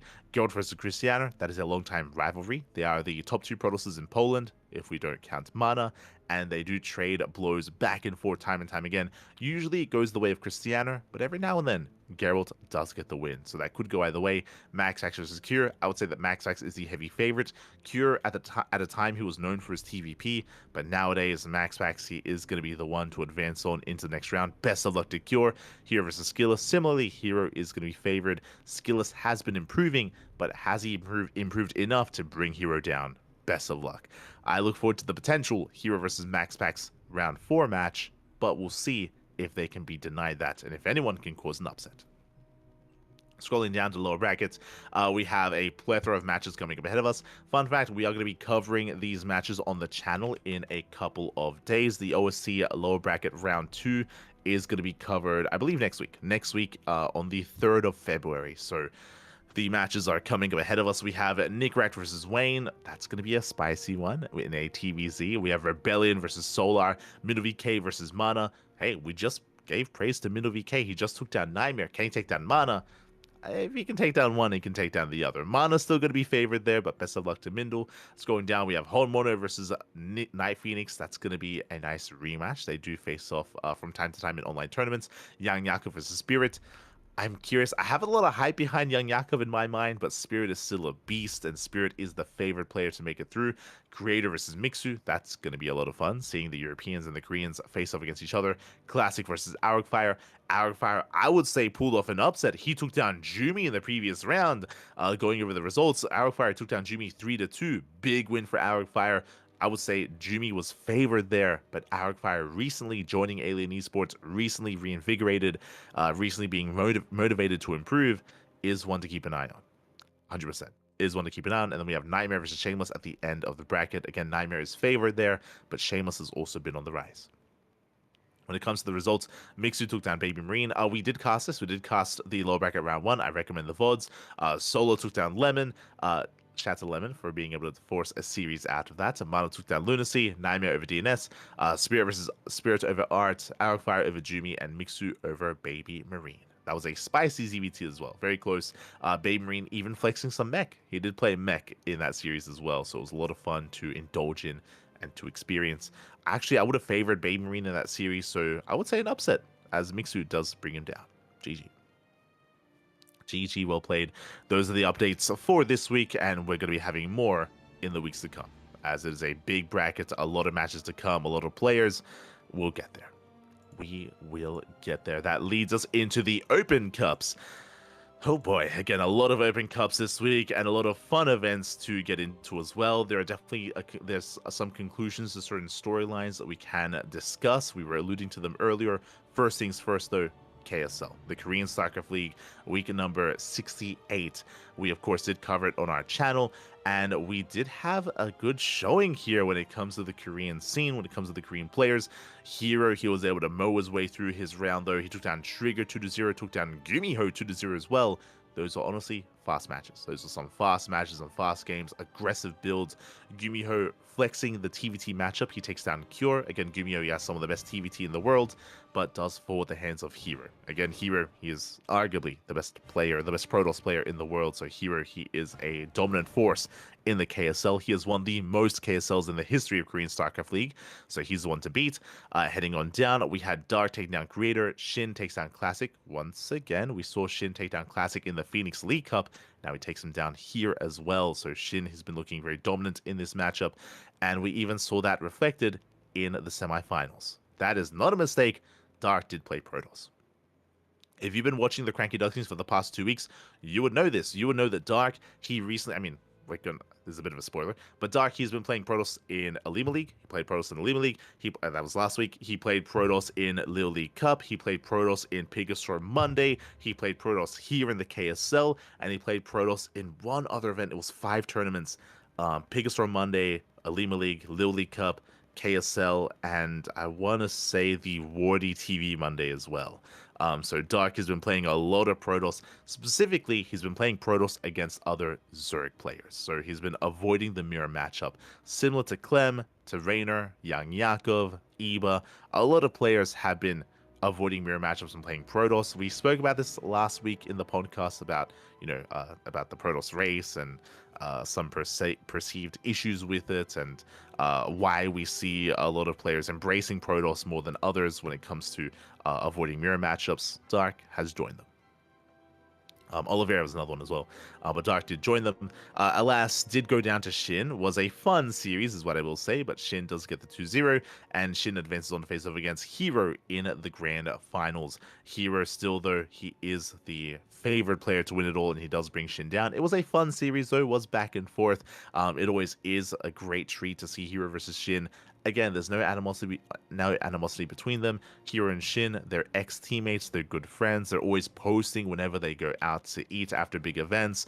They all go out to the KBBQ. Hero, Shin, Bunny goes with them as well. All the ex-CJ boys, always like just a nostalgia trip seeing them hang out together. And here, Hero gets the win. Hero takes down Shin 3-1. Does bring him down. That leads us into our next event. That leads us into the Wardy TV Monday number 20. This week's Wardy TV Monday here, we do have Clem once again. Clem, he is the one to beat.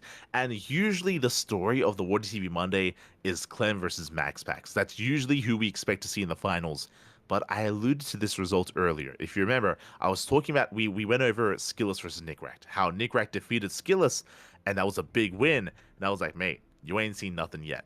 We were fortunate enough, we casted this tournament, and after we saw the results coming in, I instantly whispered Nickrat. I messaged him on Discord. I was like, mate, that's crazy. What's going on? What happened? Like, really well played. Do you see here on the round of 16, Nickrat took down MaxPax 2-1. Big win, massive upset. Nickrat, he cheesed the hell out of MaxPax, by the way, going for a 2-base all-in after 2-base all-in. He knocked MaxPax out of the tournament. He's got things to show Clem. He's got to show the rest of the Terrans out there in the world. So that was a crazy result. Nickrat, he was very humble. He was like, I just got lucky, I got a little bit fortunate. And maybe that's a part of it a little bit, but for the most part, Nickrat, he executed his all-ins very well, and he knocked MaxPax the hell out of the tournament, and he shook up the hierarchy of Wardy TV Monday.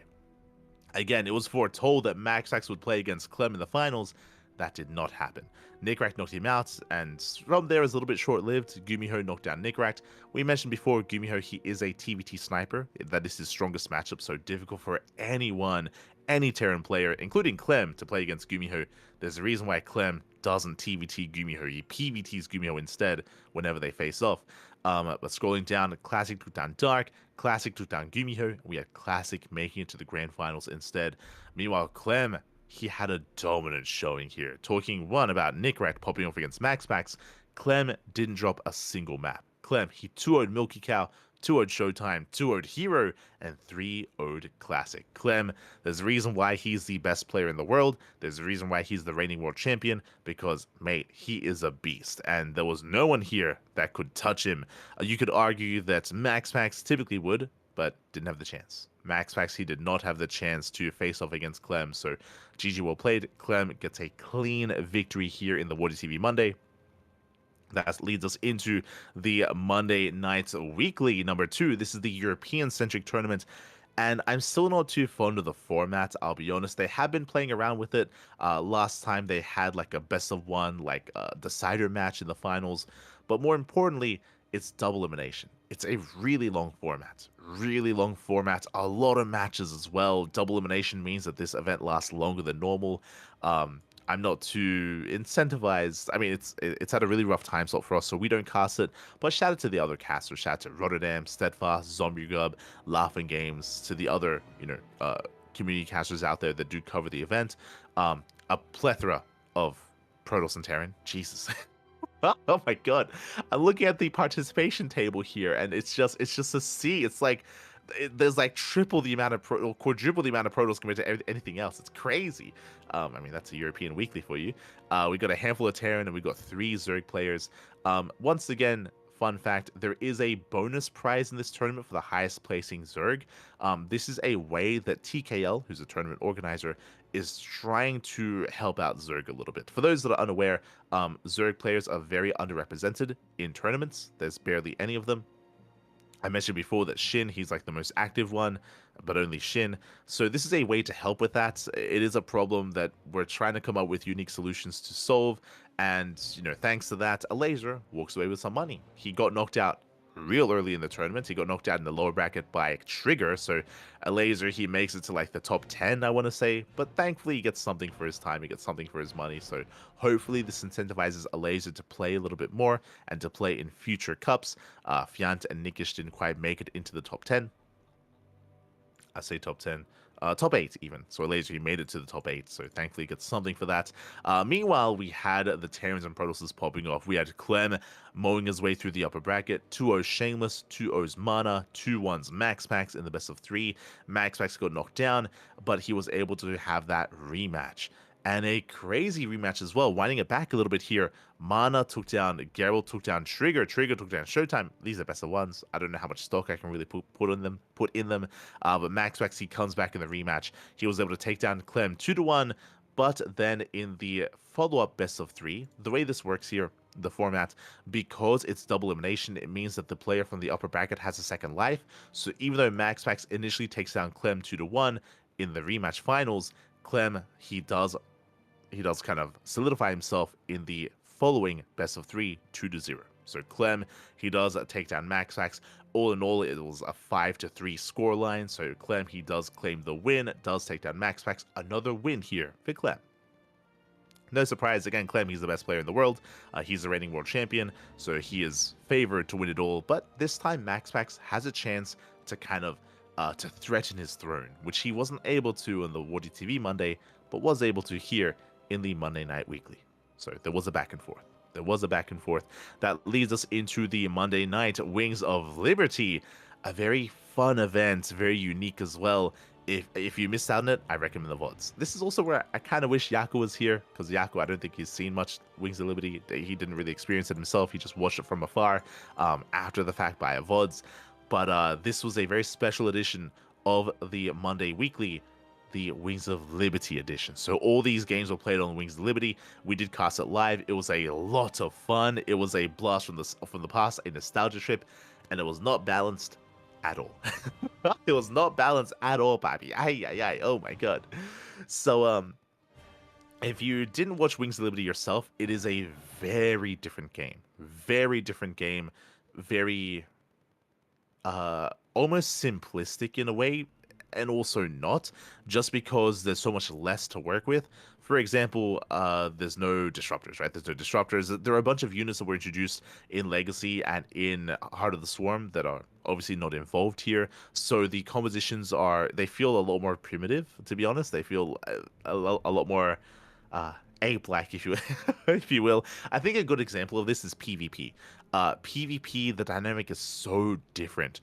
The Stalker attack rate is higher, but the Stalkers are weaker, so going Mass Stalker is less viable. Likewise, there's no Disruptors. Without Disruptors, the power unit in PvP is the Colossus.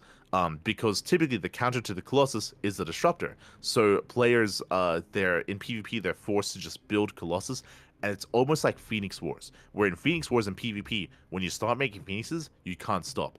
In PvP for Wings of Liberty, if you start making Colossus, you can't stop. And we had just mass Colossus versus mass Colossus. Another really weird thing about PvP and Protoss in general in Wings of Liberty is that because of how the race is made, it like disincentivizes move outs. What I'm talking about, what I'm referring to here, is there's no recall. There is no recall, at least not a base recall. There is a mothership recall, true, but that's like hyper late game. So there's no recall. So the mobility of the Protoss army is very lessened. It's much weaker. It's very immobile compared to what we see now. There's no recall. There's no shield battery. There's no NG overcharge. There's no shield battery overcharge. There's no mothership core. There's no pylon overcharge. Like in general, like the defensive capabilities of Protoss is much weaker in Wings of Liberty. So because of that, and because they can't recall, there's a lot more turtle play. Once we get past a certain stage in the game. So yeah, we were able to experience like late game PvP, which is just mass Colossus versus mass Colossus. I think we had 14 Colossus from Shameless at one point against Jumi, and he just A moved the hell out of him.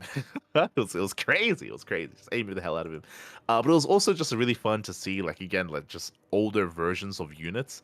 Um, Another fun thing, of course, was another fun thing about it was pylons. You can actually proxy pylon, and pylon warpins were faster. It was later that that was balanced, and it was introduced that to have fast warpins, you had to have a gateway. Remember, in current StarCraft, warpins are faster if you have a gateway next to the pylon. Back in the day, didn't matter. You can just have a pylon, you just warp in, just fast warp in. You can also warp in on the high ground, which doesn't exist anymore. Not in Legacy, not in current StarCraft, but you can warp in on high ground. So just some crazy plays were happening. It was crazy. It was disgusting, specifically for PvT. Another dynamic as well for PvZ, which we got to see a lot of, is force fields. Force fields were so much more impactful. What I mean by that, there's no Ravager. There's no Ravager for Zerg. So whenever you saw some force fields thrown down, units died. Like, units there was no counter micro, essentially. There was no way to counter micro. The best that we saw was if roaches got caught out, then they could burrow and try to tunnel and claw away, or tunnel and claw forward, try to get out of the force fielded like location. But something that was impactful there, and something to bear in mind, is tunnel and claw roaches were half the speed that they are now. Tunneling Claw roaches were very slow, so we would see like Zerg players attempt to get out of force fields by burrowing, by like tunneling away, and they would just lose everything anyway because they were so slow. Like the roaches could not escape. So because of that, something like a Soul Train, like Immortal Sentry-based all-ins, were so powerful there.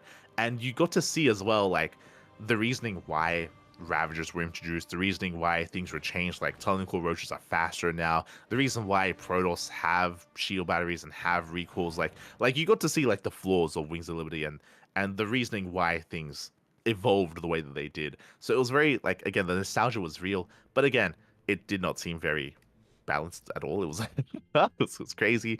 When it came to Terran, likewise we got to see mech being very different. We saw attempted mech. For those that remember, there is no siege mode, or there's no tanks can't siege. They have to research siege mode. More importantly, Reaper openers aren't a thing in Wings of Liberty. What I mean by that, to make a Reaper, you need a tech lab. So it's not really worth it. It's not really worth opening racks into tech lab into Reaper. It's just such a weird way to go there. And likewise, the Reaper does more damage to buildings than to units. It's just a very niche unit, and because of that, in the openers of ZVT, there's no Reaper harass. There's no Reaper harass, so the entire dynamic of ZVT is just completely different to what we're used to, where there's no Reaper harass. Because of that, Zerg players can go gasless a lot easier. They don't need link speed. They don't need to make links at all, because there's nothing to threaten them unless there's a proxy. So we saw some more greedier play out of Zerg players against Terran. Terran, a lot less scouting early on, a lot less kind of like map control as well. Again, just a really different dynamic. The Thor had energy. The Thor, I'd forgotten about that as well. Thor had energy. Thor had its own spell that it would use. BCs, of course, still had energy back in the day as well. I think even coming into Heart of the Swarm. So yeah, it was just crazy and really fun to watch again. Obviously, the Mothership was very different. Shout out to, I recommend watching Mixu versus Geralt with Vortex and the Archon Toilet. For those who weren't around in Wings of Liberty, basically, the Mothership had a unique spell called a Vortex, where you would throw down a black hole. Basically, it would be a black hole, and it would just suck everything in, friendly and enemy units alike. And it was just almost an instant GG moment. And there was, I hope it got clipped. There was a big moment during the semifinals when that happened, where we're building up, bam, you throw down the Vortex, you suck everything in. I believe it was against Broodlord Infestor. I didn't even get to talk about that. Like, the Infestor was very different as well. Like, there's just so much that was different in Wings of Liberty. But we saw a massive Vortex on Broodlord Infestor. Archons got sucked in as well. What does that mean? That was the quote-unquote Archon Toilet. Basically, when the Vortex runs out, everything spills out, right? Everything that was sucked in gets spilled out. But what happens there, everything gets spilled out in a very centralized location. Everything comes out stacked. And if you know what an Archon does, it does splash damage. So if you have enough Archons that go into the Vortex, when everything comes out, the Archons insta-kill everything. They one-shotted the Broodlords and the Infestors and GG. It was just an instant GG moment. And it was a lot of fun. It was very exciting. It's one of those things where it probably isn't very balanced. There's a reason why Vortex isn't a thing anymore. Like, Vortex is not an ability anymore, so we're done with that. But it was a lot of fun to see once again, and I did recommend it. It's like the tournament was a nostalgia trip, and it was just exciting to just be reintroduced to Wings of Liberty again. Fun fact, if you're looking at the brackets, a lot of these players never played Wings of Liberty. A lot of these players are young. Jumi, Shameless, Nickrak, Mixu. I think for all of them, I would ask them. I was like, "Hey, did you play Wings?" They're like, "No, God no." Like they're young boys, Pappy. They're kids. They did not play Wings of Liberty. So it was, for a lot of them, it was them playing it for the first time as well. It was because that was very wholesome, a lot of fun to see them enjoy what Wings of Liberty, or experience what it was in the past. In the end, if you see Dark, his name is grayed out, or his race is grayed out. Dark played every race. Game 1, he played Zerg. Game 2, he played Protoss. Game 3, he played Terran. So Dark, he was able to flex every race in Wings of Liberty. Did claim the win. Dark, he lost the map to Ruff early on, but he 2-0'd Indy, 3-0'd Shameless, and 3-0'd Mixu in the grand finals. Congratulations, Dark does get the win, and he was having a lot of fun as well. It was just a really fun tournament. Not too serious, a lot more laid back. I don't know if we're going to see this again. I wouldn't mind it, but at the same time, I can also see this getting old really fast, just because, again, like, there's a lot that wasn't really balanced about it. Like, I didn't even get to talk about the Infestors. Infestors were also very different. They had the Infested Terran, let's go, if you remember that. And they also, the Fungal was very different. Fungal, it didn't slow units, it locked them in place. And Fungal wasn't a projectile, it was instant. Like, Fungal was so much more unforgiving. And coming out from this, coming out after this event, I shared my thoughts during the cast after we wrapped up.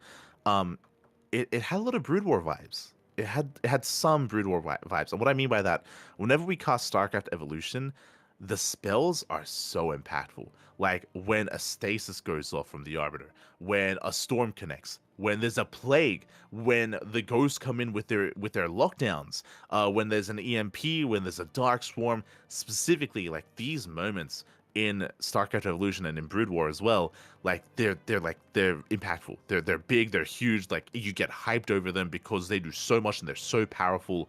They don't end the game necessarily, because in Brood War and StarCraft Evolution, units are cheaper, so you can, and it takes longer to counterattack as well and to snowball out of control. So you'd have these like big decisive, like these big fights. They wouldn't be as decisive, and you'd have like multiple of those fights happening throughout the course of the game.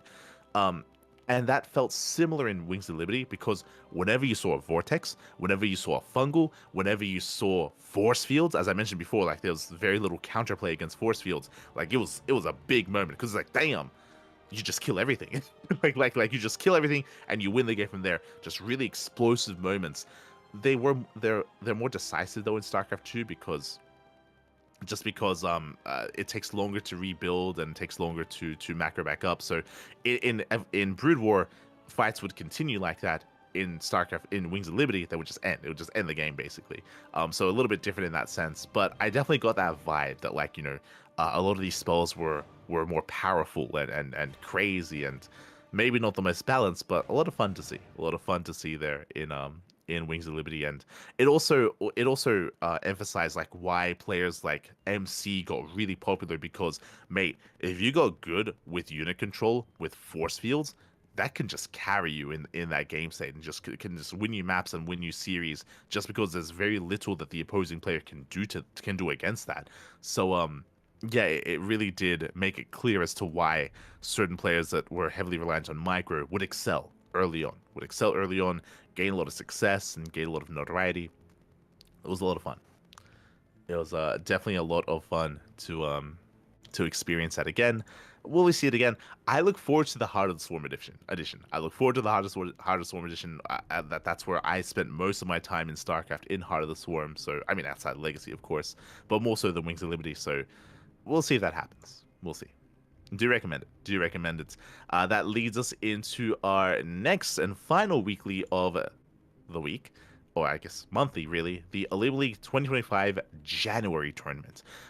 Elite League is a weekly tournament, but it leads into a monthly finals. Throughout the course of the month, players, they accumulate points over time, and as a result, they do get invited. They get invited into that monthly finals. So here we have our top 8 for January: Creator, Geralt, Hero, Zaun, Clem, Cure, Percival, and Shin. Once again, just the one Zerg player. Shout out to Shin for representing the Zerg race whenever he can. Mainly more Protoss and Terran dominant. And we actually casted this morning. This morning we went over those matches, went over the replays, and mate, it was a crazy tournament. A little bit more one-sided early on, just a bunch of 2-0s. Cure had a really good showing. Cure, he had a really strong showing against Shin. A lot of 8-Raxes, a lot of just aggressive 3-base builds. Cure overwhelmed Shin. Likewise, we had Zaun taking down Creator, Clem takes down Geralt. The semifinals is where things popped off. Cure versus Hero was a lot of fun. It was 3-0, but the score is a little bit deceiving. Cure, he put up a good fight, and we had a banger of a series. Hero does advance on to the grand finals. Zaun versus Clem, that was the highlight. More so than the finals, more so than any other series. If you can only spend time to watch one match, I recommend Zaun Clem. Zaun Clem was crazy. It was beautiful. We had macro, we had cheese, we had aggression, back and forth, went all the way to the ace match. The hype was real, and even in the final game, Zaun, he was in a rough position. Zaun, he was in a rough place, and mate, he had the craziest purification overs. I don't want to say too much about it. Hopefully it got clipped. There's definitely a lot of really strong clippable moments for that series, and it was amazing. It was beautiful. I recommend the VODs. Zaun with a crazy upset. We were praising Clem. Clem, he was knocking and having his way with max packs throughout the entire week, and every other Protoss player, but Zaun is the one to bring him down. Zaun, he's beaten Clem before, and it's just been amazing to see the growth of Zaun over time. We were praising Zaun earlier for defeating Gumiho and for making it to the finals of the Enki Invitational, and even here making it to the finals of Elite League as well. This bodes well. It's impressive to see that Zaun, he's only been back from military for a couple of months, but he's been getting some really strong results. He does struggle here against Hero. In the PvP, Hero, he was the more dominant player. It was a much more dominant finals and a little bit less exciting because of that. It was more one-sided. Hero, he is the January finalist, but I'll be honest, I think Hero would have had a harder time against Clem.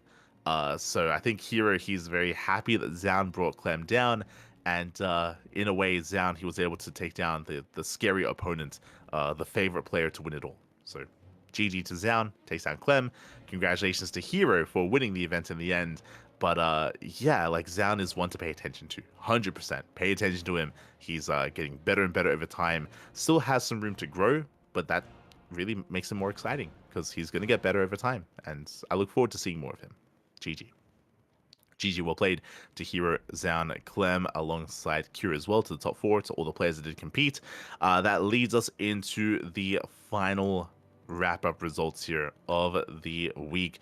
I was hoping that I would have Yaku here to discuss, to go over some of these results, as we weren't really able to last time, so I guess we'll just quickly wrap up some of this.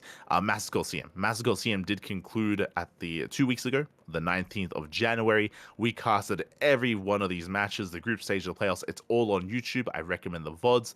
I know a lot of people were asking where are they, because I think some of the other English casters didn't cover this. We did. We covered everything, so check out the VODs. And this is why I was mentioning how there's contention for who is the best Protoss player. Because here, 2 weeks ago in Master Coliseum, Hero, he popped off. He took down Estrella, took down Raynor. Very close, by the way. Very close series versus Raynor, went all the way to the ace match. Hero looked dominant over Max Max. It was crazy to see Hero versus Max Max. Hero, it was almost like he reinvented his PvP. He had a very different approach to PvP, and Max Max had a very hard time keeping up. So Hero takes out Max Max, and Hero, he does have his series against Cyril in the finals. Did fall to him, as Cyril is our Masters Coliseum champion, taking down Hero 5-3. It was a best of 9.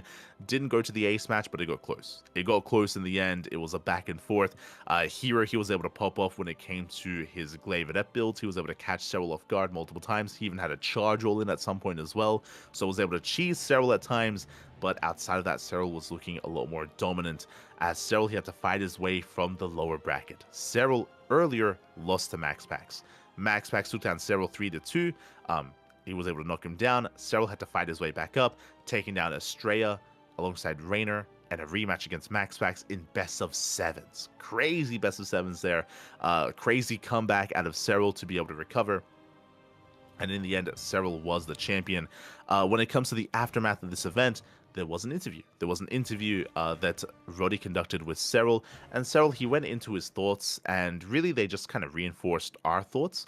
When it came to this tournament, when it came to Cyril's ZVP, he played against a lot of Protoss. And he lost a lot of games. He lost a lot of games to MaxPax, to Hero, to Estrella earlier in the tournament. He actually lost to Hero in the group stage, if I recall correctly. No, sorry, I'm referring to the League Cup, never mind. But yeah, Cyril, he did kind of show weakness in this matchup. And from the outside looking in, I could definitely notice that Cyril, he was struggling in the late game. He was struggling in the late game. Whenever we saw Estrella, MaxPax, or Hero defeat Cyril, it was typically in the late game. Less applicable to the finals. If you recall, I mentioned how Hero cheesed the hell out of Cyril in the finals. At least it takes certain maps. But Cyril, he was struggling in the late game, and that was apparent. And Cyril, he confirmed that in the interview where he was talking about how his thoughts on the ZVP matchup and how he feels like the late game is more Protoss favored, and that he struggles in the late game, and he typically wins his matches in the mid game. And that is reflected to his rematch against MaxPax. If you watch his 2 series against MaxPax in the upper bracket finals, whenever the game would last over a certain point, whenever MaxPax got to the late game, got to a maxed army, MaxPax, he would win. He would dominate. He would have very strong wins and strong results over Cyril. In the rematch, Cyril was a lot more aggressive. He was a lot more aggressive, and he was a lot more decisive as well. And he would often either kill MaxPax before the late game, or he was able to cripple MaxPax coming into the late game, giving Cyril momentum and giving Cyril a lead, so he could kind of end things and close things a little bit earlier. So Cyril, he had a much more aggressive approach in the rematch. He was more successful there. That is also applicable to the grand finals, where Hero, I want to say that Hero kind of threw a little bit on Abyssal Reef. There was an Abyssal game where that did go to the late game, and Hero, he actually went mass carrier, which is not a good thing. It was he went pure carrier, and he got shut down. So that was, I want to say, a bit of a slip up there from Hero. But outside of that, it was Cyril, again, being more aggressive, being more decisive, and just making sure that he had a lead and he had an edge coming into the longer game, and he was able to overwhelm Hero. And Cyril, he elaborated on that. He said that he's also struggling because, not just because of that, but also because as a player, he's a little more prone to macro. He's a little more, he's not like your Rainer. He's not like Rainer. He's not like Dark. He's not like Shin. He's not like hyper. He's not really known for all-ins and known for being hyper aggressive. So this is a side of Cyril that he's trying to work on, that he has to if he wants to be successful in ZVP. Just because he typically likes, stabilizing, taking more bases, maxing out, taking up, and being passive like that and being more macro oriented has been hurting him. So he's trying to like kind of reroute his mindset and kind of change his style and reinvent himself a little bit more in ZVP, and he was able to do so. He was able to do so with success here, at least against MaxPax and against Hero. So GG well played. Cyril, he does take the win, but congratulations to Hero, because Hero, he took down some big names to make it this far. Rainer, MaxPax, and went toe-to-toe against Cyril as well. So GG well played. You may be noticing there's a player missing here. If Clem was here, I'd say that Clem was favored to win the entire tournament, but Clem did not make it out of the group stage. We've spoken about this a lot of times actually, but Clem, he specifically had a really rough showing against Spirit. Spirit had a crazy upset and defeated Clem in the group stage. He defeated Clem's Protoss. Clem rarely loses PVTs, to be honest. So it was a big win for Spirit. And I remember Spirit had an interview afterwards. They asked him about that, and Spirit said that he said that it felt like Clem was playing worse that day, and that usually Clem just clowns all over Spirit on the ladder and in customs and in other tournaments with his Protoss. So Spirit, he felt very fortunate that he took Clem down there, and because of that, Clem, he got knocked out of the tournament. Got knocked out of the tournament early on. He was never given a chance to make it in the finals or in the playoffs.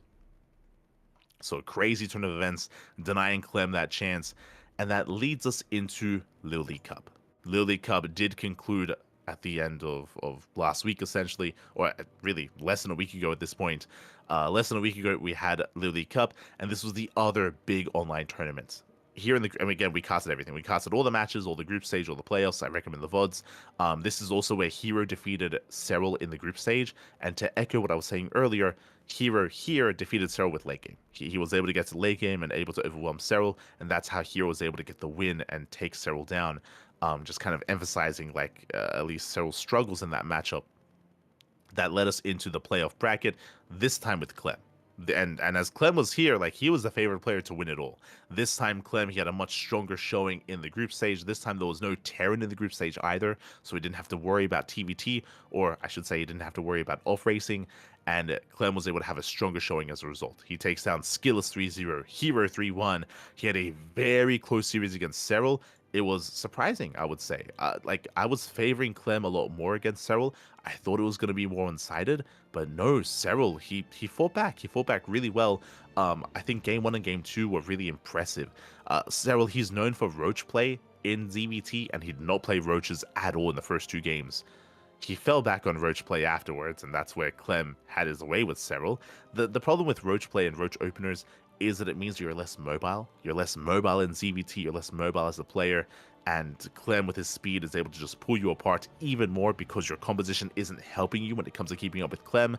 It's why Serral excelled that much more earlier in the series and struggled that much more later in the series. It was really interesting to see the dynamic, and really interesting to see how the play style, the build, or the compositions and the builds of Serral compared to Clem throughout the course of the series. So I do recommend it. It's just a really technical series. Do recommend it. Serral got knocked down. MaxPax got knocked down early on by Serral as well. We spoke about it, but Serral, he was a little more aggressive, a little more in MaxPax's face initially in the upper bracket, and MaxPax had a really good comeback here. Now, something to bear in mind about this event, if you remember, Hero did outperform MaxPax in Master Coliseum. Here, I'll be honest, there was an upset that happened. Raynor defeated Hero. Hero, he had that series, like, mate, especially on, I think it was on Amygdala as well. Hero, he was looking so good, and he made a couple too many mistakes. He did slip up. He was not playing at his best, and Raynor took advantage of that. Raynor, with a big upset win here against Hero, did shake the course of the tournament. Without Hero, MaxPax, he could reign free. Like, he could pop off, and he did. He took down Raynor. He had a rematch versus Serral, and again, MaxPax flexing his late game. That is where MaxPax did thrive in the later game. Not just that, though. MaxPax, he also cheesed Serral a little bit. We mentioned before, in the finals of Hero versus Serral in MC in Master Coliseum, Hero, he adepted Serral a couple of times and was able to show, and Serral did show weakness there. MaxPax did the same thing here. Did the same thing. He went for Glaive Adepts, and he adapted the hell out of Serral.